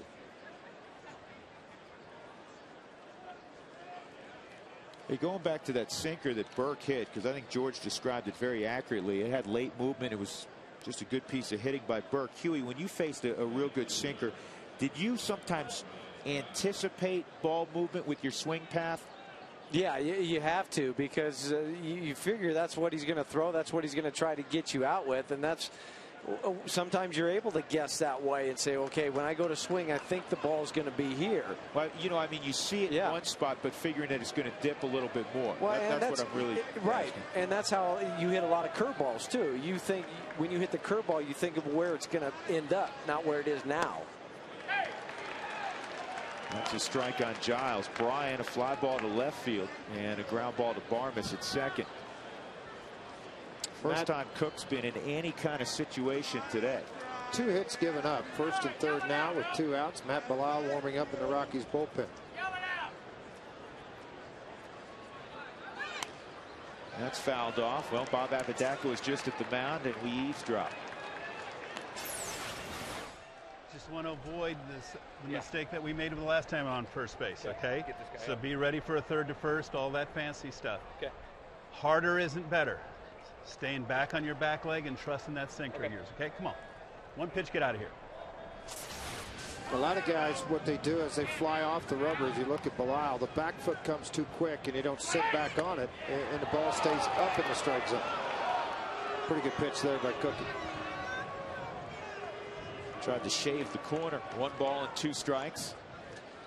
Ryan Giles, good numbers against Aaron Cook. He's got good numbers against a lot of folks. And right now, Aaron's going to try to make that one pitch Bob Abadaka was talking about and get to the dugout. I like what he had to say. Harder's not better. I mean, that applies to hitting too. You guys got bases loaded out there. You're thinking, okay, I can swing hard, really hit a grand slam. Well, that's not the case. Same way with pitching, huh, George? Yep, same exact thing. You start to throw it too hard, it flattens out, stays pretty straight in the zone, and at 90, 91 miles an hour, it becomes very hittable. Giles had a good cut on the last pitch. 1-2, and again, Giles able to spoil it.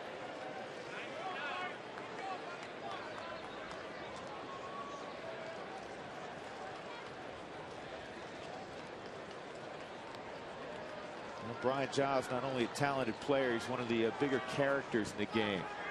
He's a good guy in the clubhouse. Keeps it loose.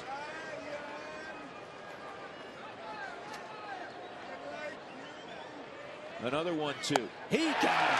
Aaron Cook climbs the ladder and gets the strikeout of Brian Giles with a heater. Padres leave 2 runners on. 3-0 Colorado, mid-6.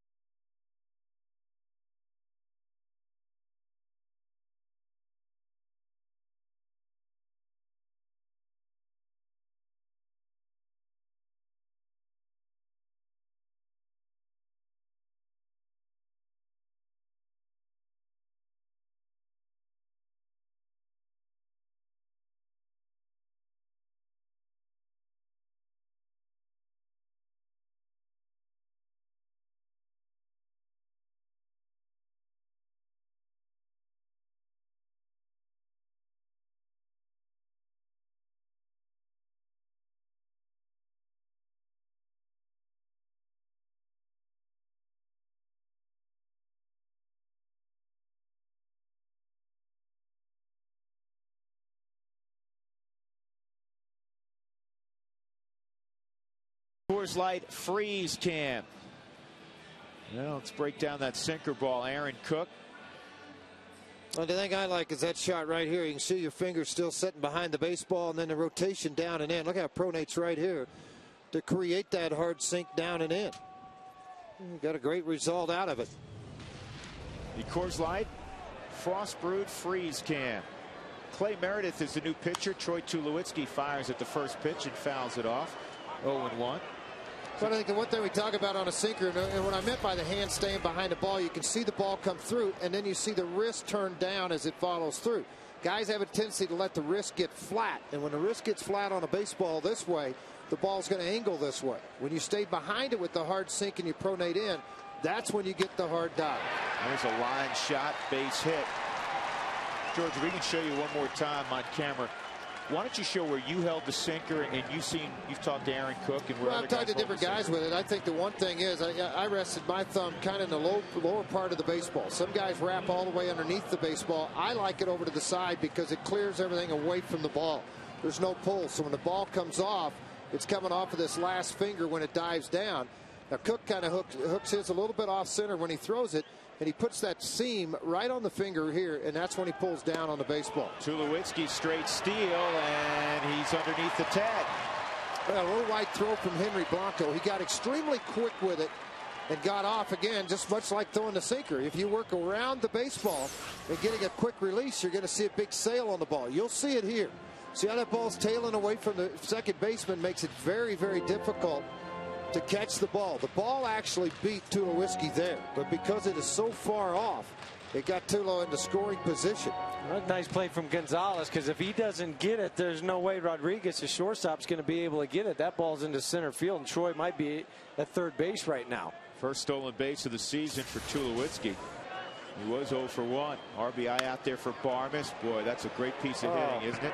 Well, you know what?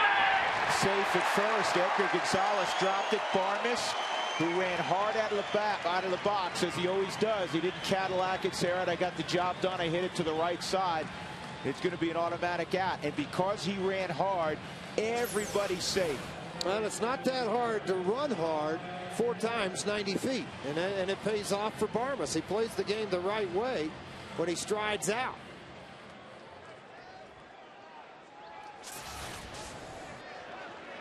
Runners at first and third for Chris Iannetta.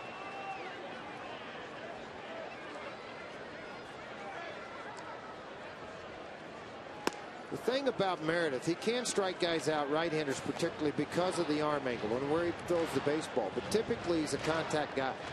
And now you put the pressure too back on the Padres, because they've got to play their infield at least on the left side halfway. Now, right side, Gonzalez is back just a little bit more. And now it puts more pressure on those guys on their decision making as the ball is hit. Is it hit hard enough? Do I try to have to go home? Do I turn 2? What exactly do I do? This is shock to me. 462 average right-handers have hit against Meredith this year. Runner going, line drive, base hit for Iannetta. Tulowitzki has scored. Barmes around third will get a stop sign. So the 2 guys who've been struggling with the bat, both with 2 hits today. Tulowitzki and Iannetta. And one of Iannetta's hits is a home run. 3 RBI ball game for Chris. It appeared to be a sinker that just ran back up into the plate. I mean, I'm watching the rotation of the baseball on the Hyundai cam. I mean, that ball stayed right where you love to have it, and Iannetta got it. I mean, this is belt high again, and the ball took off up into the air. That's why there wasn't a play made by Rodriguez at shortstop. The other thing is, think about the 2 hits today for Iannetta and Tulowitzki. What have they been? Both on hit and runs. Take some of the thinking out of it, huh? Exactly. Stay small, not big. Here's Aaron Cook. He's already got a hit. He's trying to move up Iannetta. Well, you're coming into the ball game, and we've seen George in the past. Clay Meredith very, very effective. Coming into the ball game, righties hitting 462. That average obviously is going to go up. Lefties were hitting 308.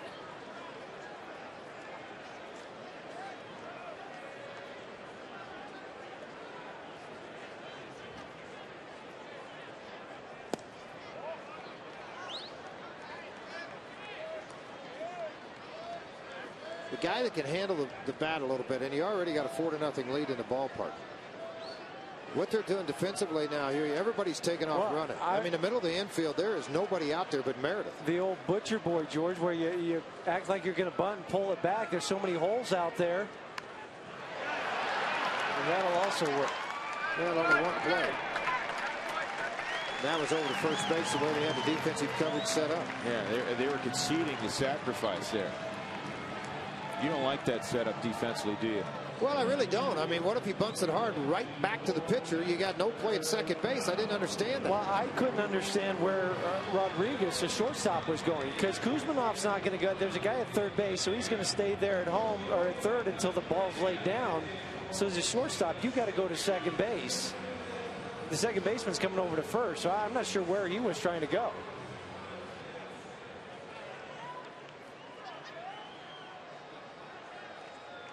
Yeah, Dexter Fowler with 2 runners in scoring position, looking for his first knock of the day.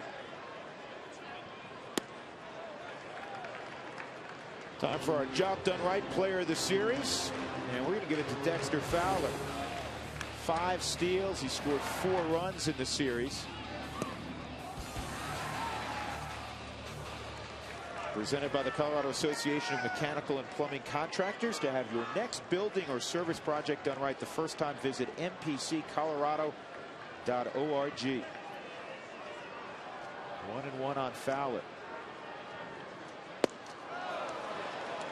And they've been able to hit that spot a few times today. That's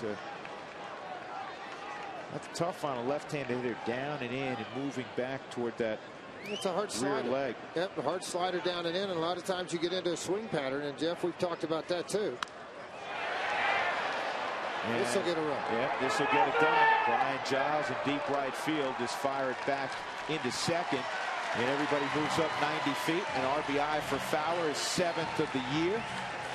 Nice job behind in the count, situational at bat, and the Rockies now have a 5-0 lead. Yeah, they'll go back to the previous pitch, not the one that he hit to right field, but the one that they threw to him there. And watch where this rotation of this ball. Now, you're talking about a guy that's working down under this arm angle, down sideways, but yet it's still that hard slider trying to spin it down and in on Dexter. And again, until he proves that he can handle this consistently, see how the bat swing, it looked very similar to what you saw with Headley in his at bat. He swung over the top of the baseball because it's coming in and it's going down. Well, Jerry Harrison's going to come into the ball game. Well, the son is. The son is. There's so many of them. Scott Harris didn't You come knew in. exactly who I meant.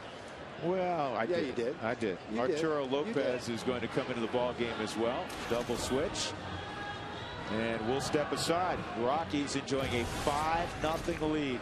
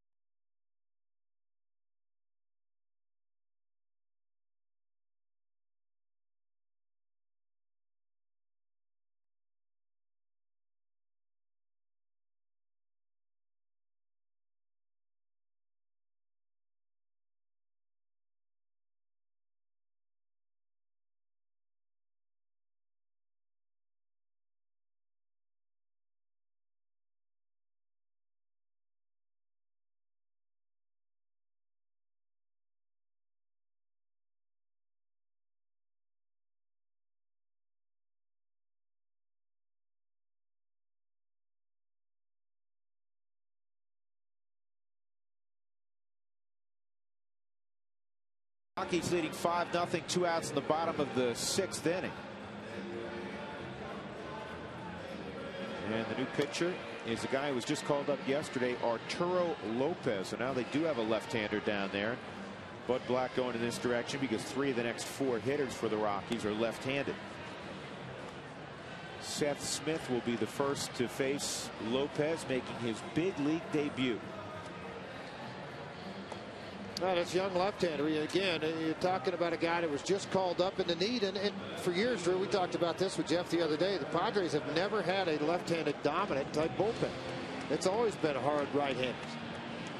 5'10" out of Mexico, 26 years old. By the way, Jody Garrett went to right field. Harrison went to center field.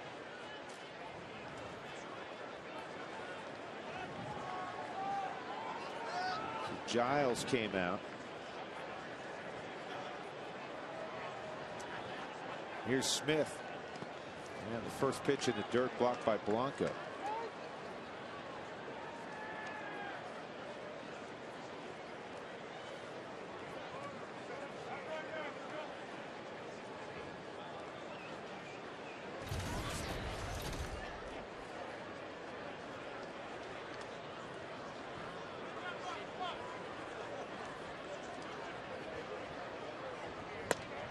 Up and in, 2-0.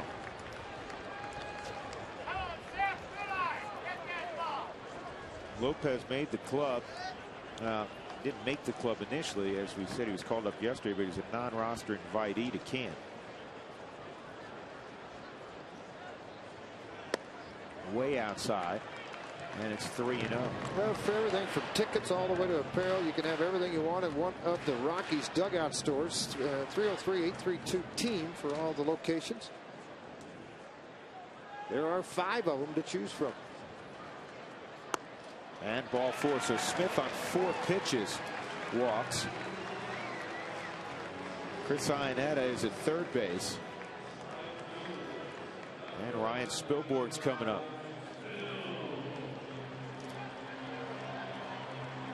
That'll drive a manager nuts. You bring a left-hander in to face a lefty with 2 outs, and he walks him on 4 straight pitches. No way to endear yourself to your manager in your very first game.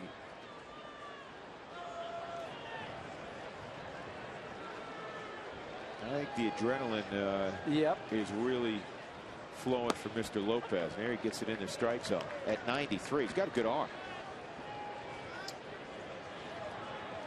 Well, we've seen 3 pitches now at 93, another one at 91. No question about that fastball. And Spilborghs fouls it off.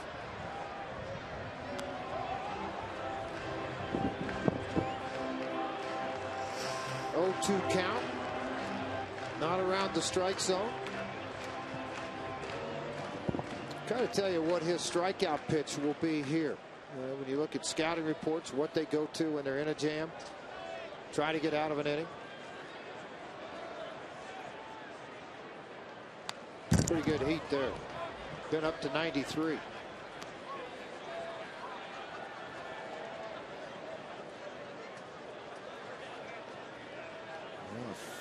Spilborghs reaches Todd Helton.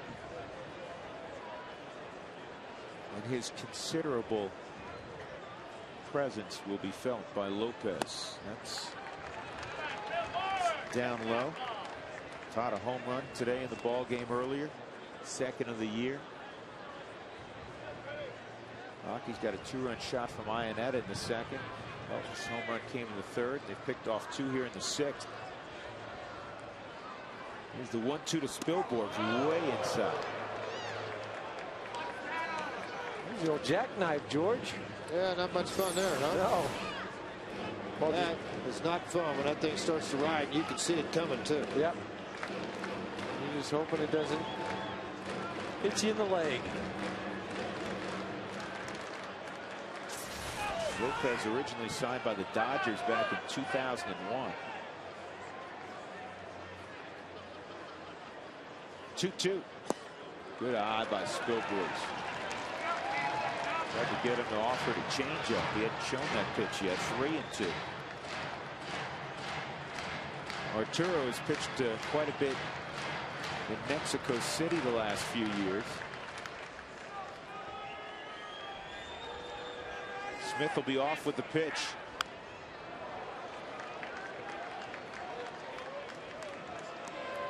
Rockies with a win today will finish 500 on their 2nd homestand, really their first prolonged homestand of the season.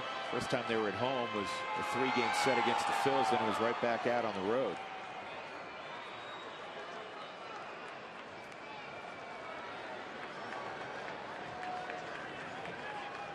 Here's the 3-2 again. Ball 4. And now Lopez in his major league debut has walked the first two he's seen. The bases are loaded again, and a guy I know he's heard of is striding to the plate, Todd Helton. Henry Blanco out to the mound to try to settle down Lopez and say, what do you feel now? I know you're a little nervous. I know you got the bases loaded. I know it's your major league. What do you want to go with? What do you feel confident at this point right now? Do you want to go hard slider? Do you want to go fastball? You tell me, and that's what we'll go with. If he hits it, he hits it. It's a 5-0 ball game right now. So you tell me where you want to go, and we'll just ride it out. If you ask him what he's feeling right now, he may say nothing. He's kind of floating out there. Way inside on Helton. Hey, Huey, is it uncomfortable when you stand in the batter's box after watching two guys go up there and for the most part the pitcher's nowhere near the strike zone? I mean, you want to get ready to hit, you got to assume he's going to throw you a strike, but somewhere in the back of your mind you know he hasn't thrown one. Well, and the other thing too is you realize that this is his major league debut. So you're walking a fine line saying, okay, he's not been around the zone, but I can't completely disregard the ability to throw a strike, because if he throws one there, might be the only one I get at the at bat and have a chance to hit it. So, but now you fall behind 2-0. Todd has just narrowed his gap to about the size of a pinhole, and that's what he's going to look at for that ball in that zone. Helton 346 with the bases loaded. And that's what I'm talking about, that pitch right there. Gonzalez came in to speak with him. I just asked Doug Marino to see if Lopez had pitched it to WBC and was a teammate of Gonzalez. 3-0, nowhere to put Helton. And he gets that one in there. That shows something. Yeah. Honestly, after walking 2 and 3-0, I get the tight elbow.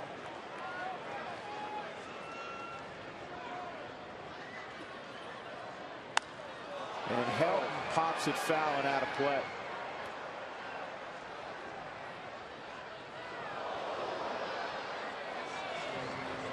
That was up there.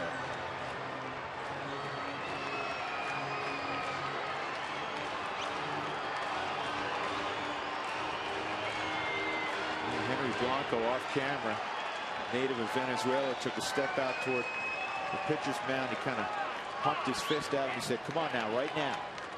Bases loaded. Helton, a 3-2 pitch. Driven to right for a base hit. That'll score 2. It is 7-0. Todd Helton with a 3 RBI ball game.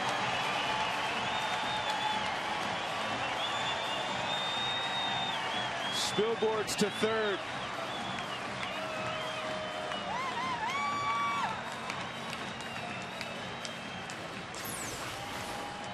Well, one more look. Fastball that stayed to the middle half of the plate. You watch Helton. The ball's going to track into this area, and he stays right on it. You could put a patent on this, folks. You could make a lot of money with this swing. It is picture perfect. And the Rockies, with Ian Stewart hitting, have sent 9 to the plate here in the 6th inning.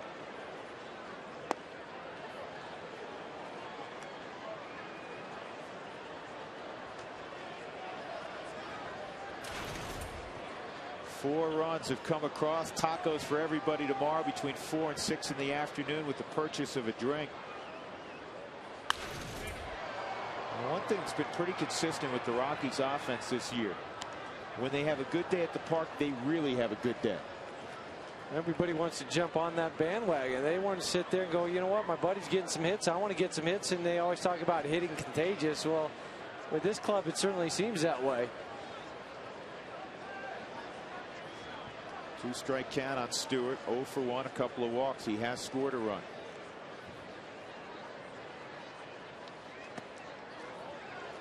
See, that's the experience I just think growing up Stewart has with the slider. A lot of lefties fly open early, Huey, on that. They're gone. Yeah, it would have been walking back to the dugout. We would have been in commercial break, and instead he has the ability to lay off it. He identifies it early. So quick. And again, another one, another prime example of what you're talking about, Drew. for a lefty, I always see, you think about that slider. That's the one working away from him. It comes out of the hand as a fastball, but you have to be able to recognize it so quick. Perdomo up throwing.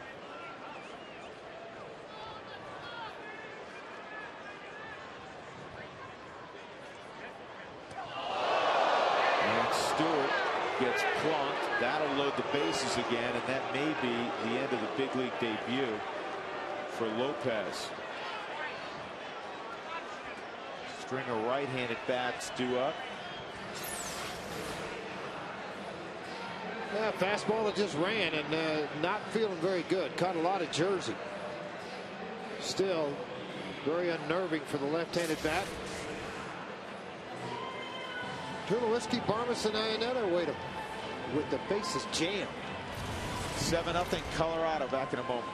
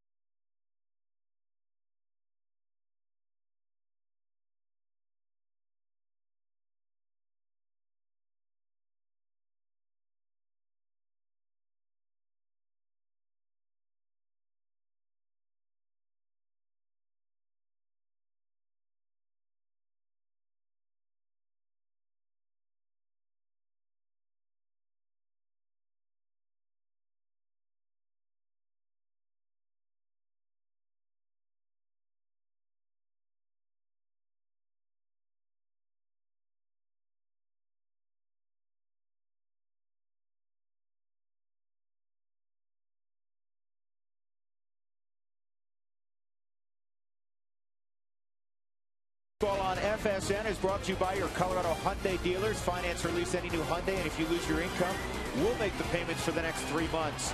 By Geico, 15 minutes could save you 15% or more on car insurance.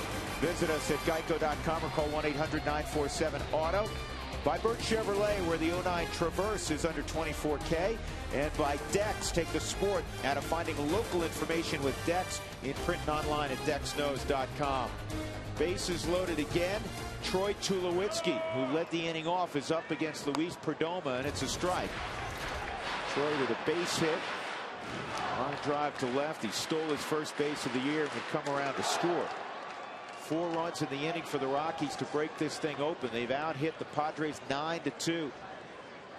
And this ball pulled deep in the hole. And a smart decision there by Luis Rodriguez. He goes to Kuzminoff and gets the force. 6-5. Rockies get 4 more.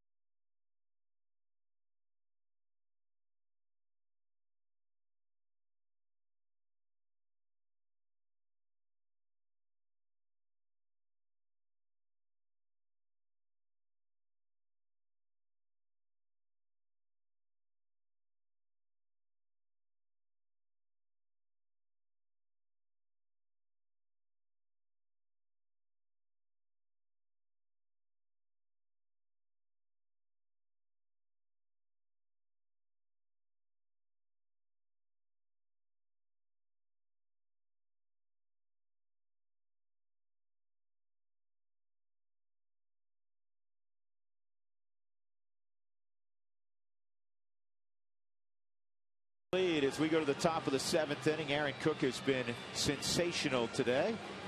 And let's check in one more time with Mark Stout. Mark. Thank you, Drew. Let's get to the XL Energy fun fact for today. It was on this day 37 years ago that Don Baylor hit his first home run as a big leaguer, and I had a lot of fun talking to him about it. He knew right away. He said, Andy Messersmith. I said, yep. He goes, Boog Powell didn't want to play that day for the Orioles, so he hit 6th in the lineup, bottom of the 7th. He hits a 3-run homer. He goes, I was 3 for 3, right? I said, yeah, you were 3 for 3 with that home run. And then he says to me, guys, he goes, you know what? I went 10 for 10 off Andy Messersmith. And then when we went out to Anaheim to play the Angels, when I finally went on the road and played them, he plunked me first pitch. I was going up the line, and he looked at me and said, you're a rookie. You're 10 for 10. This ball is hit well to left. And that was out of here for Adrian Gonzalez. So as we're talking about Don Baylor hitting a home run, Adrian Gonzalez goes deep. Drew? Well, Adrian Gonzalez can do that. He leads the National League in home runs with 8. And there goes the shutout for Aaron Cook, just the 3rd hit allowed by Cookie. And Adrian Gonzalez with that home run also has an 11-game hitting streak. Well, it just shows the power he has and the power he can use to all fields. And he does it here, Jeff. He goes away with the ball up in the strike zone a little bit. And I talked to Drew and I said, you know, the effects in between an inning for Aaron Cook. How long did that inning last that he set? 25 minutes? You know, to come back out and have that same command could not be easy. It's not. And the good thing about it is it's just a solo shot. You know, you're able to get out of that last inning with getting Brian Giles on the strikeout. Just give up the solo shot. They'll take that any day of the week, especially with the 7-0 lead at the time. That's a club record for the Padres. Also 8 home runs in April for Adrian Gonzalez. 2-strike count on Chase Headley. 7-1. I'm sure Aaron, though, George, as any pitcher would trade a little downtime for 4 runs on the scoreboard. Well, sure you would. I mean, it's just the big thing there is very important. You come back out the next inning that you really try to take your time getting it loose, try to buy a couple extra pitches, more than he ate. Tulowitzki up in the sun, able to make the play. Hey, there's a lot of special events that go on at Coors Field. Why don't you make one of those your special event? It's a great place to hold the event. 303-312-2511. Kevin Kuzminoff will come up with 1 out.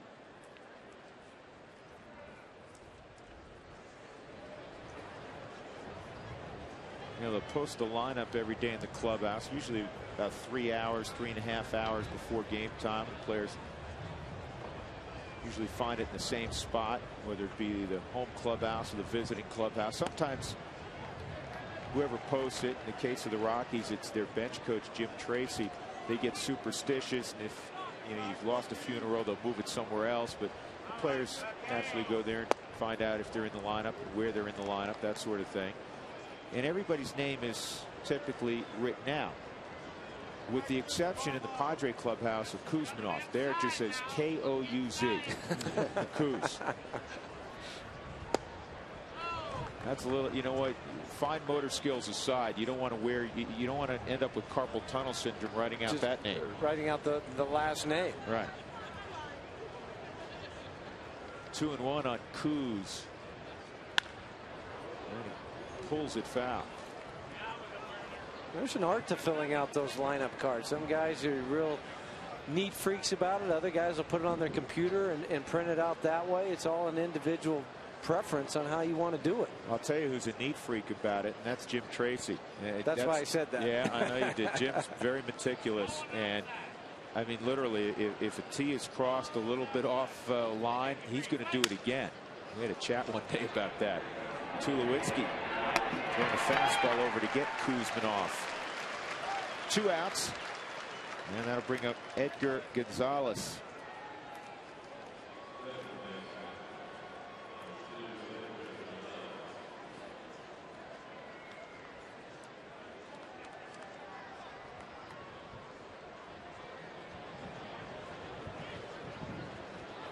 Yeah, I think there were some scouts, George, that felt that maybe Edgar was a little bit short in enough areas that he wouldn't be able to stick for a while in the big leagues, but he showed last year that he had enough bat that he can be a valuable member of a bench and even start for a period of time. Well, I said it the other night on the first telecast, not to get the opportunity to play every day based on what he did just a year ago. Thought he was very good.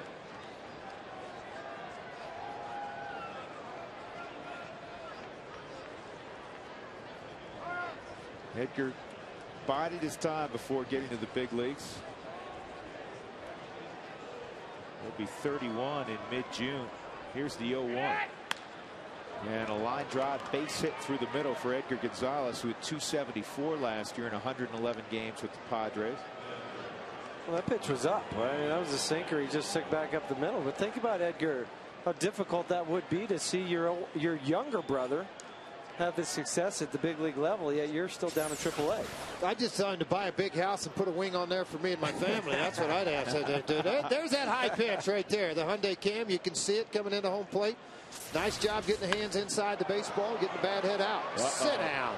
This is see that big inning. You know what? It's Henry Blanco with a 2-run home run. And now 2 home runs in the inning, and it's a 7-3 ball game. And Huey, you said it a moment ago, the last 2 pitches were way up. Yeah, and that's what we talked about in our open today is, Aaron's ability to get the ball down. Well, so far he has up until this inning. And now you've seen a couple balls get elevated, and the last one, Henry Blanco takes him out. Not trying to make an excuse, but when you set 25, 30 minutes in between innings, 2 pitch changes, I mean, everybody says, oh, come on, he's a big leaguer. Well, folks, when you're throwing 70, 80 pitches, don't forget about the fact the 8 in between those 6. So that tack on another 48 plus another 50 when you warmed up. The point I'm trying to get, you tighten up at times, and Cook was moving along so well that, I'm going to go back out, pitch the 7th. I don't have a lot of pitches. Go out, get it loose, and get it going. Bilal back up for the Rockies in the bullpen. Yeah, second time he's been up. Scott Hairston at the plate. Aaron trying to get through the 7th inning. With the home runs allowed in this inning, he's now given up 7 home runs. Last year, the entire year, he allowed just 13. Blanco, 4 hits on the season. 3 of them have left the ballpark.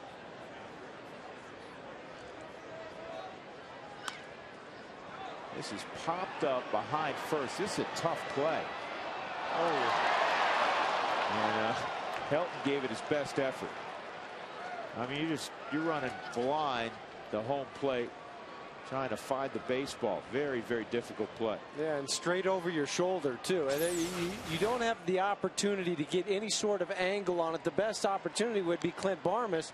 But where he was playing up the middle a little bit more. Todd was the only guy that could try to reach that ball.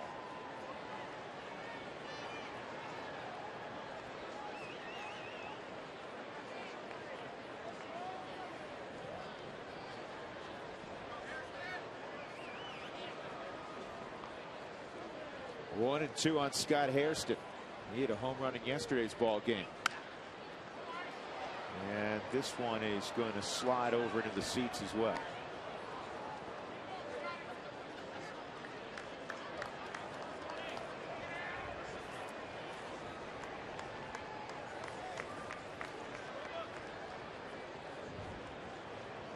With San Diego, they'll head to LA after the ball game. They have a 4-game set at Dodger Stadium beginning tomorrow night.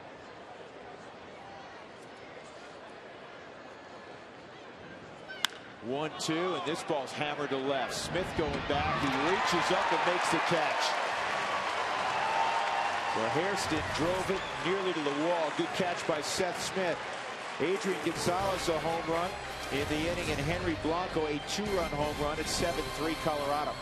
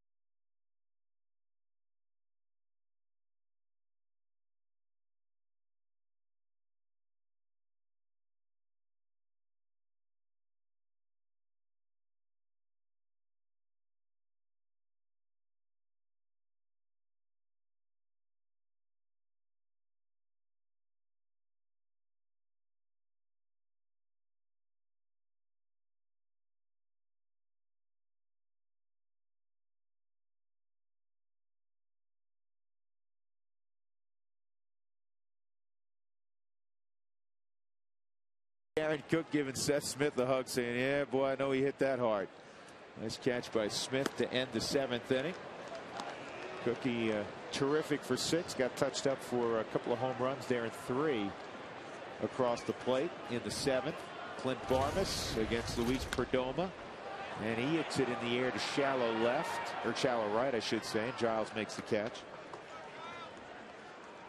Well, a reminder, with the Rockies scoring 7 in today's ball game, go to Taco Bell tomorrow between 4 and 6 in the afternoon. 4 tacos for $1 with the purchase of a drink.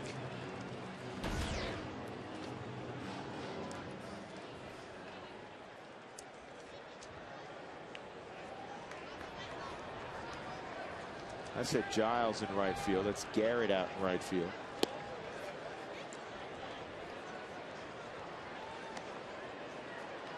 Chris Ionetta's had a nice ball game. 2-run home run in the 2nd. Popped out in the 4th, and then an RBI single and a run scored last inning.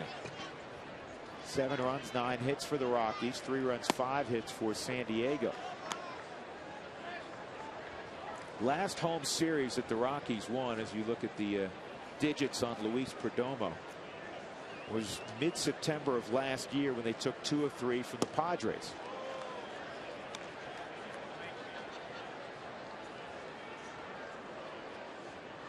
They lost 2 of 3 to Philadelphia, first home series of the year. Lost 2 of 3 to the Dodgers earlier in the week. And this is the rubber game. Matt Merton has come out on deck to hit for Aaron Cook.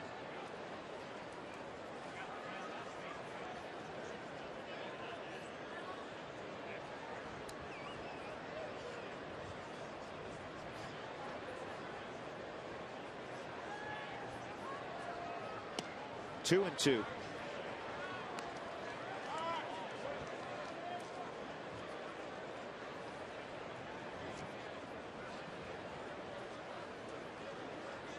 Perdomo started the year in 2008 in high A, so he's moved pretty quickly. Strong arm. He'll run it up pretty high. I mean, he can get it up into the mid-90s. A good hard slider to go along with it. Throws a hard cutter. This last pitch at 86 miles an hour, but it had some movement on it up in the strike zone. Plus a lot of body movement on the mound. That's got to throw hitters off a little bit. So Matt Merton makes his Colorado Rockies official debut. He was with them all spring, and he had a very good spring. Called up when Jeff Baker was placed on the disabled list with a hand injury earlier today, and he arrived in the 1st inning. And he had great numbers down in Colorado Springs. He was hitting .411 upon his call up with 4 home runs. In 317 big league games, the former Cub and former Oakland A briefly, a .288 average with 28 home runs and 106 RBIs. He can hit.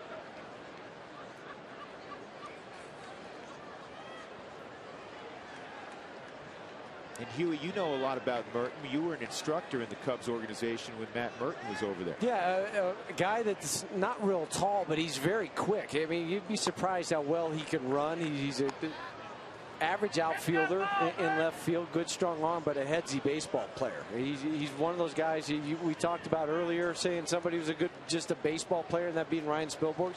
Matt Merton is the same type of guy. Always seems to make the right play, the right decision. And he's gone on a slider. Good pitch by Perdomo. So 1-2-3 inning from Perdomo. We will move on to the 8th with the Rockies ahead 7-3.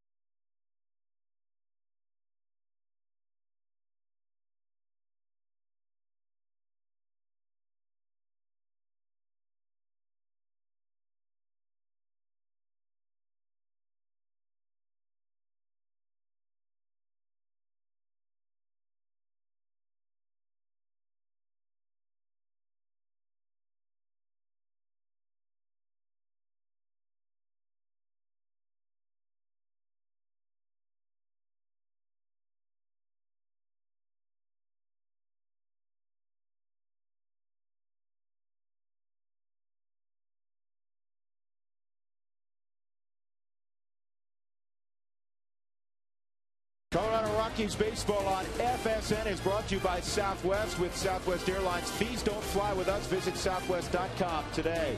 By Comcast Digital Home Phone Service. Warm up to unlimited local and long distance. Call 1-800-COMCAST. By Big Brothers Big Sisters. Donate your car and you'll get a free tow and tax break, and you'll help change a kid's life. And by Mike Shaw Chevy Saab, Colorado's crossover and SUV headquarters for 50 years. Visit MikeShawAuto.com.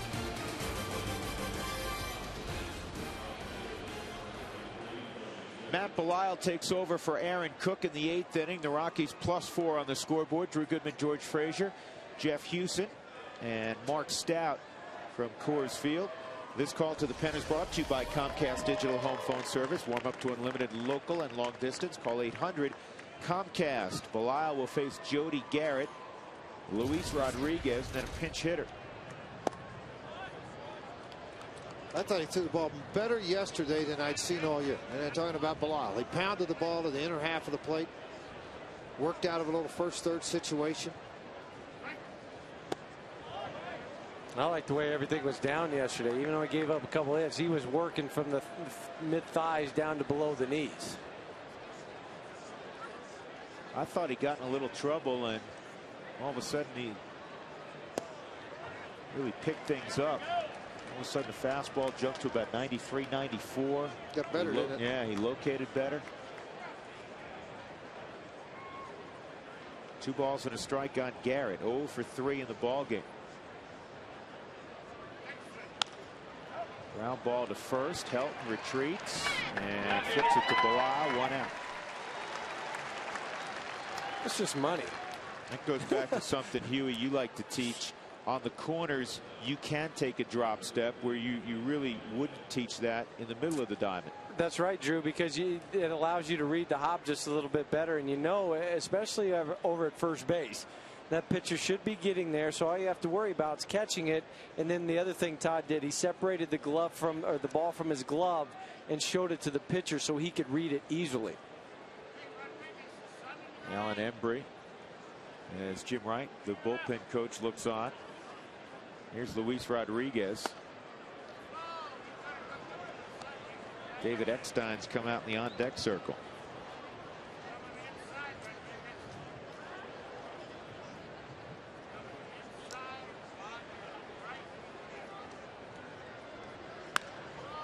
Center field, Fowler. Pretty well hit. 2 outs, and Eckstein will hit. Again, Bud Black right now is carrying an extra pitcher, so he has a bench of 4. And now with Eckstein coming up, the only guy left is Nick Hundley, who is serving as the backup catcher to Henry Blanco today. Eckstein swung the bat well last night. Well, he's going to give you quality at bat every time he comes to the plate. That's one thing about Eckstein. He'll fight off a lot of pitches, try to get himself in a hitter's count. It's amazing that he only has a size 33-inch bat, yet he chokes up about 2 or 3 inches. So you do the math. Yeah, he's hitting with a 29, 22-ounce bat by the time he shortens up. Yeah, we see some 12-year-olds swinging bigger bats next time. We see some bigger 12-year-olds out on the Little League diamonds, right? Yep. Here's the 1-1 to David. Good pitch. 1-2. Eckstein's been money on the road. He's hitting .405 away from Petco.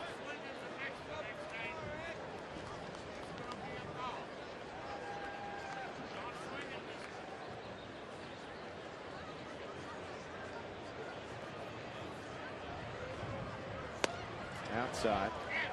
Milwaukee guys did it again to Pittsburgh. That's 18 in a row. The Pirates have lost at Miller Park. That's really hard to do. 18 in a row. Gallardo struck out 11. A 1-0 win for Milwaukee. Here's the 2-2. Eckstein with another base hit. He's pretty good with that 29-inch bat, huh? Yeah. Bat control. Yeah. That's what worked for him. That'll bring up Adrian Gonzalez, who homered his last time up. The Mets' expensive late-inning bullpen blew a would-be win for Johan Santana today. Florida comes from behind and wins 4-3 in New York. Uh-oh, Santana doesn't win. Yeah, they don't stand a chance for the next 4 games. No, their rotation's a mess. Jason Gurley's throwing. Putz gave up a couple of runs in the 8th. Arizona in the 7th inning, shutting out the Cubs 4-0 down at Chase Field. Arizona's not going to know what to do when they actually have to pack a suitcase and go out on the road. You're right. They probably haven't even handed them out yet. Well, let's wait till May. Gonzalez hits it high in deep center field. Fowler at the wall, and this one is gone. Second home run of the ball game. In fact, second home run in as many innings for Adrian Gonzalez. And this thing all of a sudden has gotten tight. It is 7-5. Yeah, that ball's a Christmas present next December. But right now, Adrian Gonzalez has changed the complexion of this game. It was 7-0. 2 swings from Gonzalez. It's just, and again, that's a ball down, and the one he hit out against Cook was down. This ball's down too, and he just drives it dead center field. Didn't try to overpower it, didn't try to do anything special, just hit it a very long way. Out over the head of Dexter Fowler. As Drew mentioned, things tightened up here in the top of the 8th inning. Now all of a sudden they put 5 on the board the last 2 innings, and it's a 7-5 ball game.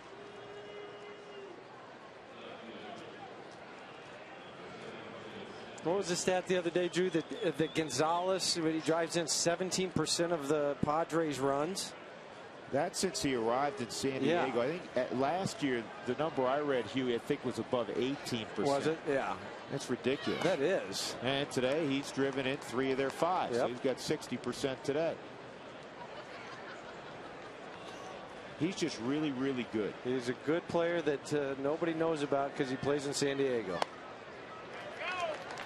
Well, the general public doesn't know about him, but yes, those other opposing managers sure do know what he's doing. You're right. All those guys that you guys like to have coffee with down there behind home plate with the radar guns. They know. And those guys right there, Richie Dower, Clint Hurdle, they know. 1 ball and 2 strikes.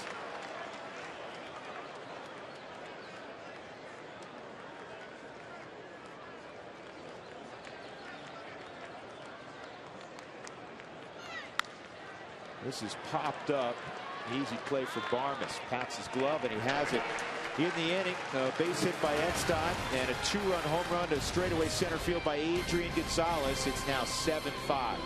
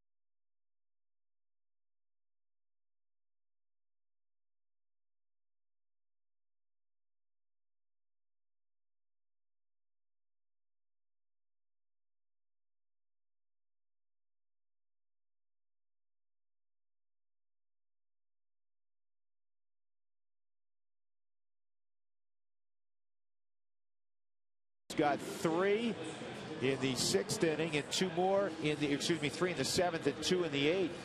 This copyrighted telecast is presented by authority of the Colorado Rockies and may not be reproduced or retransmitted in any form. The accounts and descriptions of this game may not be disseminated without the express written consent of the Colorado Rockies.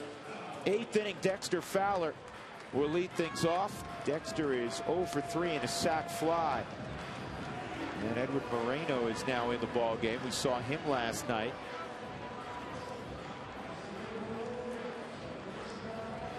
Well, that's right, Enter. Last night, you're right. He came into the ball game last night. Actually, two nights ago, yeah, George. it was 2 nights ago. I started to look back down here in the sheets on him. 2 innings, 4 hits, couple of runs, a walk, and a strikeout. 10 games on the season, a 1-2 overall record, earned run average, not in a bad spot, 386.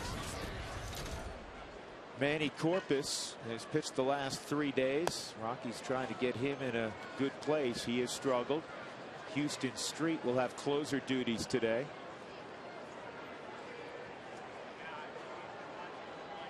An area the Rockies need to improve upon throughout their bullpen. It's been a rough start.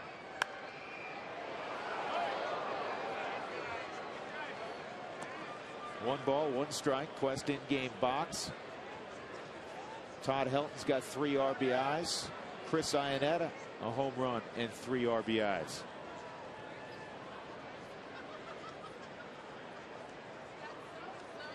And Dex up the middle to Rodriguez, and he's going to get him by a 1/4 step. You know what? The ball came up and he juggled it in his glove. I mean, just for an instant, and it was still a close play. You cannot bobble at all with Fowler running. Well, let's watch Dexter come out of the box. Here it is, right back up the mound. Dex's stride starts to get longer, and a little bit of a bobble, but yet the arm strength able to get him. You can really see the strides, and a good thing that Dex does there is he doesn't look to see where the ball is. The head's down, hunting the finish line. Seth Smith, George, in the ball game, 1 for 2, 2 walks. On base percentage for the game, .750. We said it off the top of the broadcast quietly beneath the radar. When he plays, he's on base. He's getting hits. He's getting walks.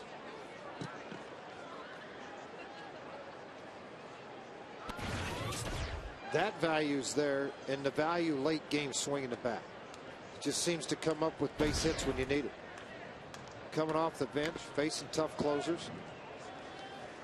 1 ball, 2 strikes. You see this ball game. We'll re-air tonight if you're just catching part of it.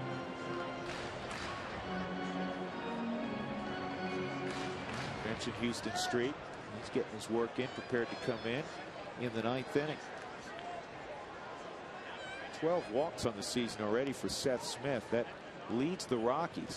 And again, he hasn't been out there every day because initially he was, but Fowler has come on so quickly. Dexter has to play every day, and they move Spilborghs typically to left field. 2-2 on Seth.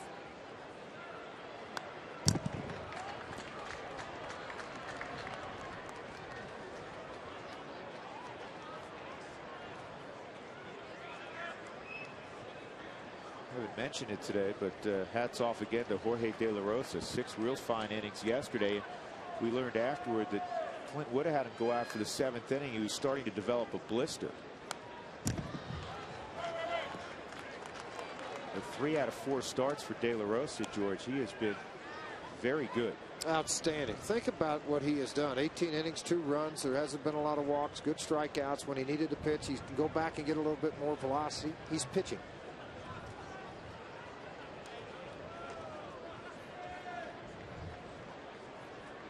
Moreno with another 2-2 pitch.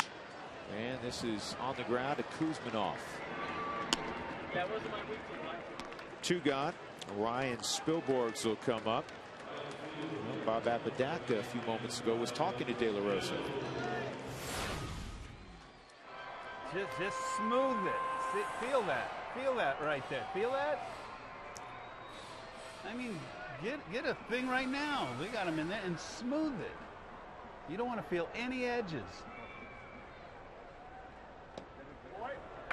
Filing down a potential blister, make it it's a callus. Yeah, an old trick that Jim Brewer showed me one time. A pitching coach that worked in Montreal for a number of years was to put ice on it, freeze it, make it as hard as you can make it. You know, to toughen the skin up even more versus trying to shave it off. Sometimes you shave off those layers and it works. And other times you can shave off and then it ends up getting to that second layer of skin and creates a little more tenderness. 1-1 on Spilborghs.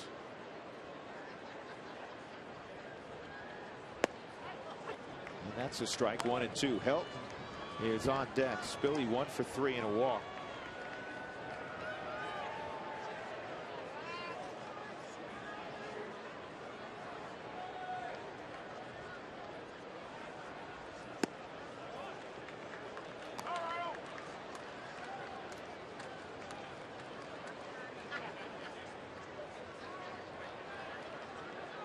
Two balls, 2 strikes, 2 outs, nobody on. Bottom of the 8th inning, 7-5 Colorado.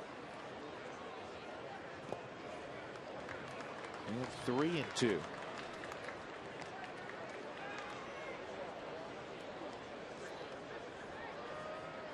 Spilborghs has the average at 306. His first home run of the year on this homestand.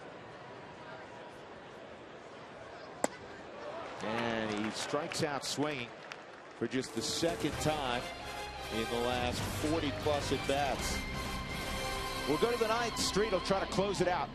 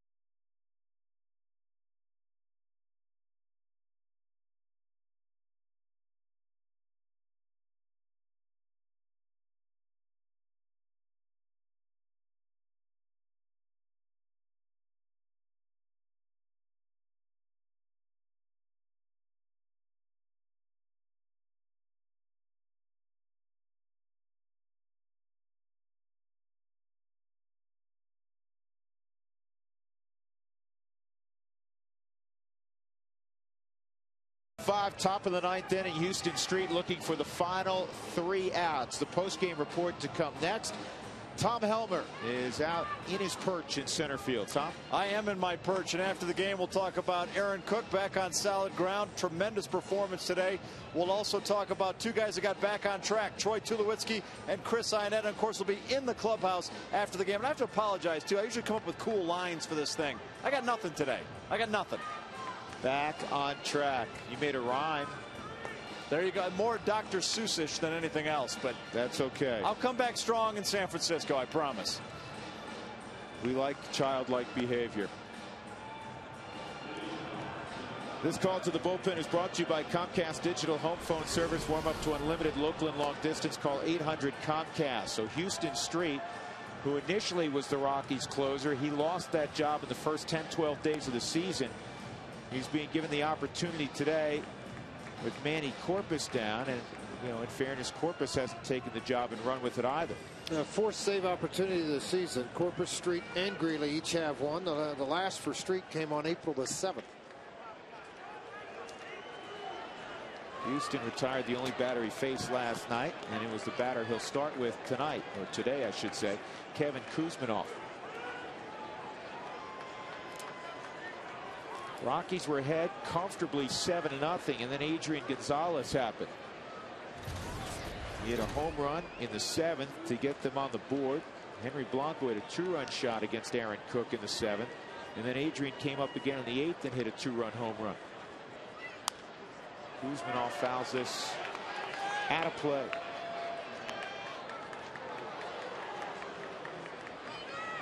You've heard the name Houston Street for a while, but he's just 25. He went to the University of Texas.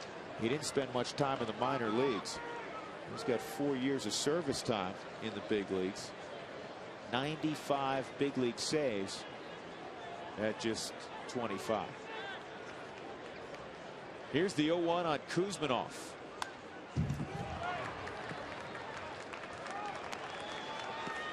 He throws that slider, George, about 50% of the time. Yeah, he does throw it an awful lot. He's a mixed slider cutter. He gives you that same appearance on it, but he does like to crossfire it a little bit, meaning he'll step towards third base box and throw to the outer half of the plate.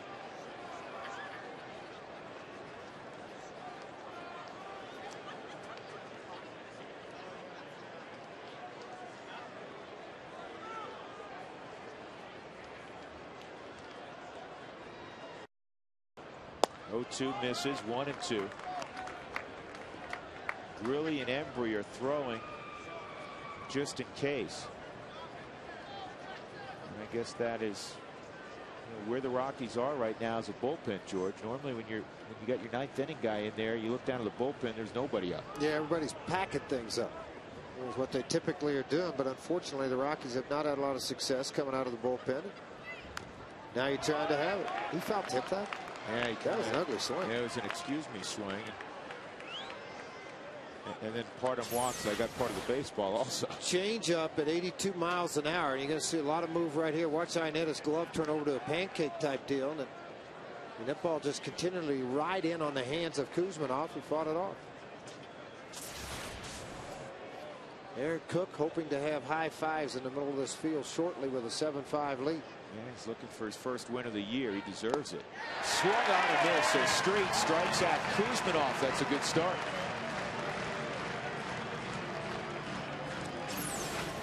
Coming right out of the hand. You'll get a good shot at it here. There's that hard slider. Now take a look at it again. See, really get out and really pull on this pitch to try to get that break on the outside corner. And that's exactly what he ends up getting. Out of the reach of Kuzminoff. Great shot there. You see the bat and the ball beyond the bat. Tough to hit it if you can't reach it. Edgar Gonzalez out of the 7-hole. An aggressive hitter. He singled his last time up. Came around on the home run by Henry Blanco. Blanco's on deck.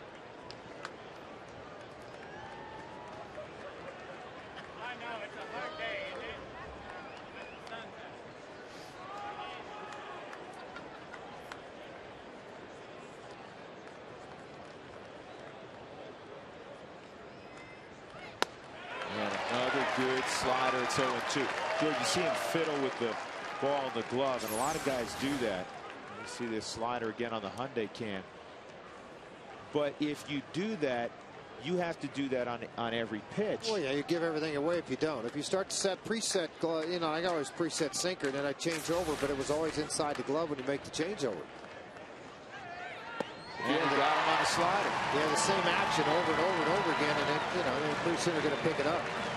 Good one there. I mean, there's no question about it. He had shown a 92-mile-an-hour fastball in this at bat, and he goes down and away in a great location in the outer half and gets a punch out. 2 outs here tonight. 2 outs, nobody on. Henry Blanco.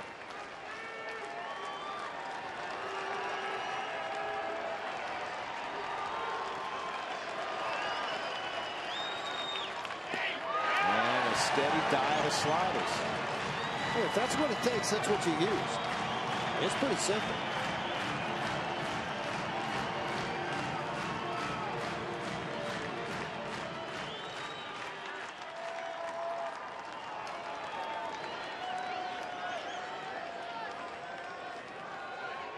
Fastball that surprised him. That was at 93. Well, it's a great location. It just throws him out on the outside corner away from everybody, where you're thinking of the ball away. It's going to be a slider, break out of the zone. Stays right there, freezes the hitter, and you get a call strike. 0-2 on Henry Blanco.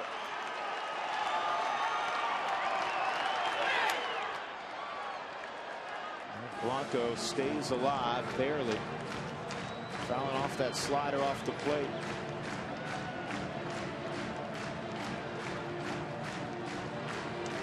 Aaron Cook went 7 innings, allowed 3 runs on 5 hits, walked a couple, struck out 3.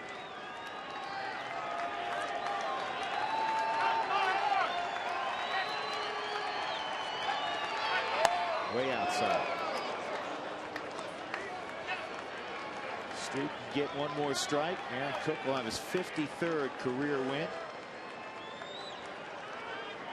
against 45 losses.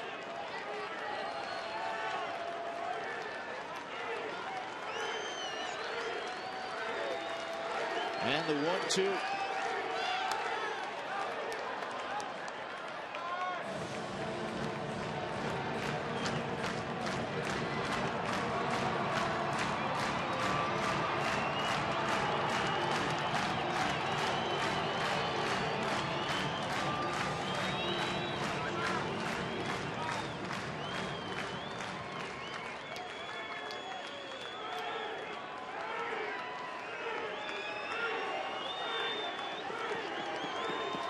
me, you just stay out of the middle half of the plate with him. Just stay away, keep riding that slider harder and harder to the outside corner. Sooner or later, he's either going to chase it, make contact on the ground. I think the one thing that Blanco likes is the ball up in the zone.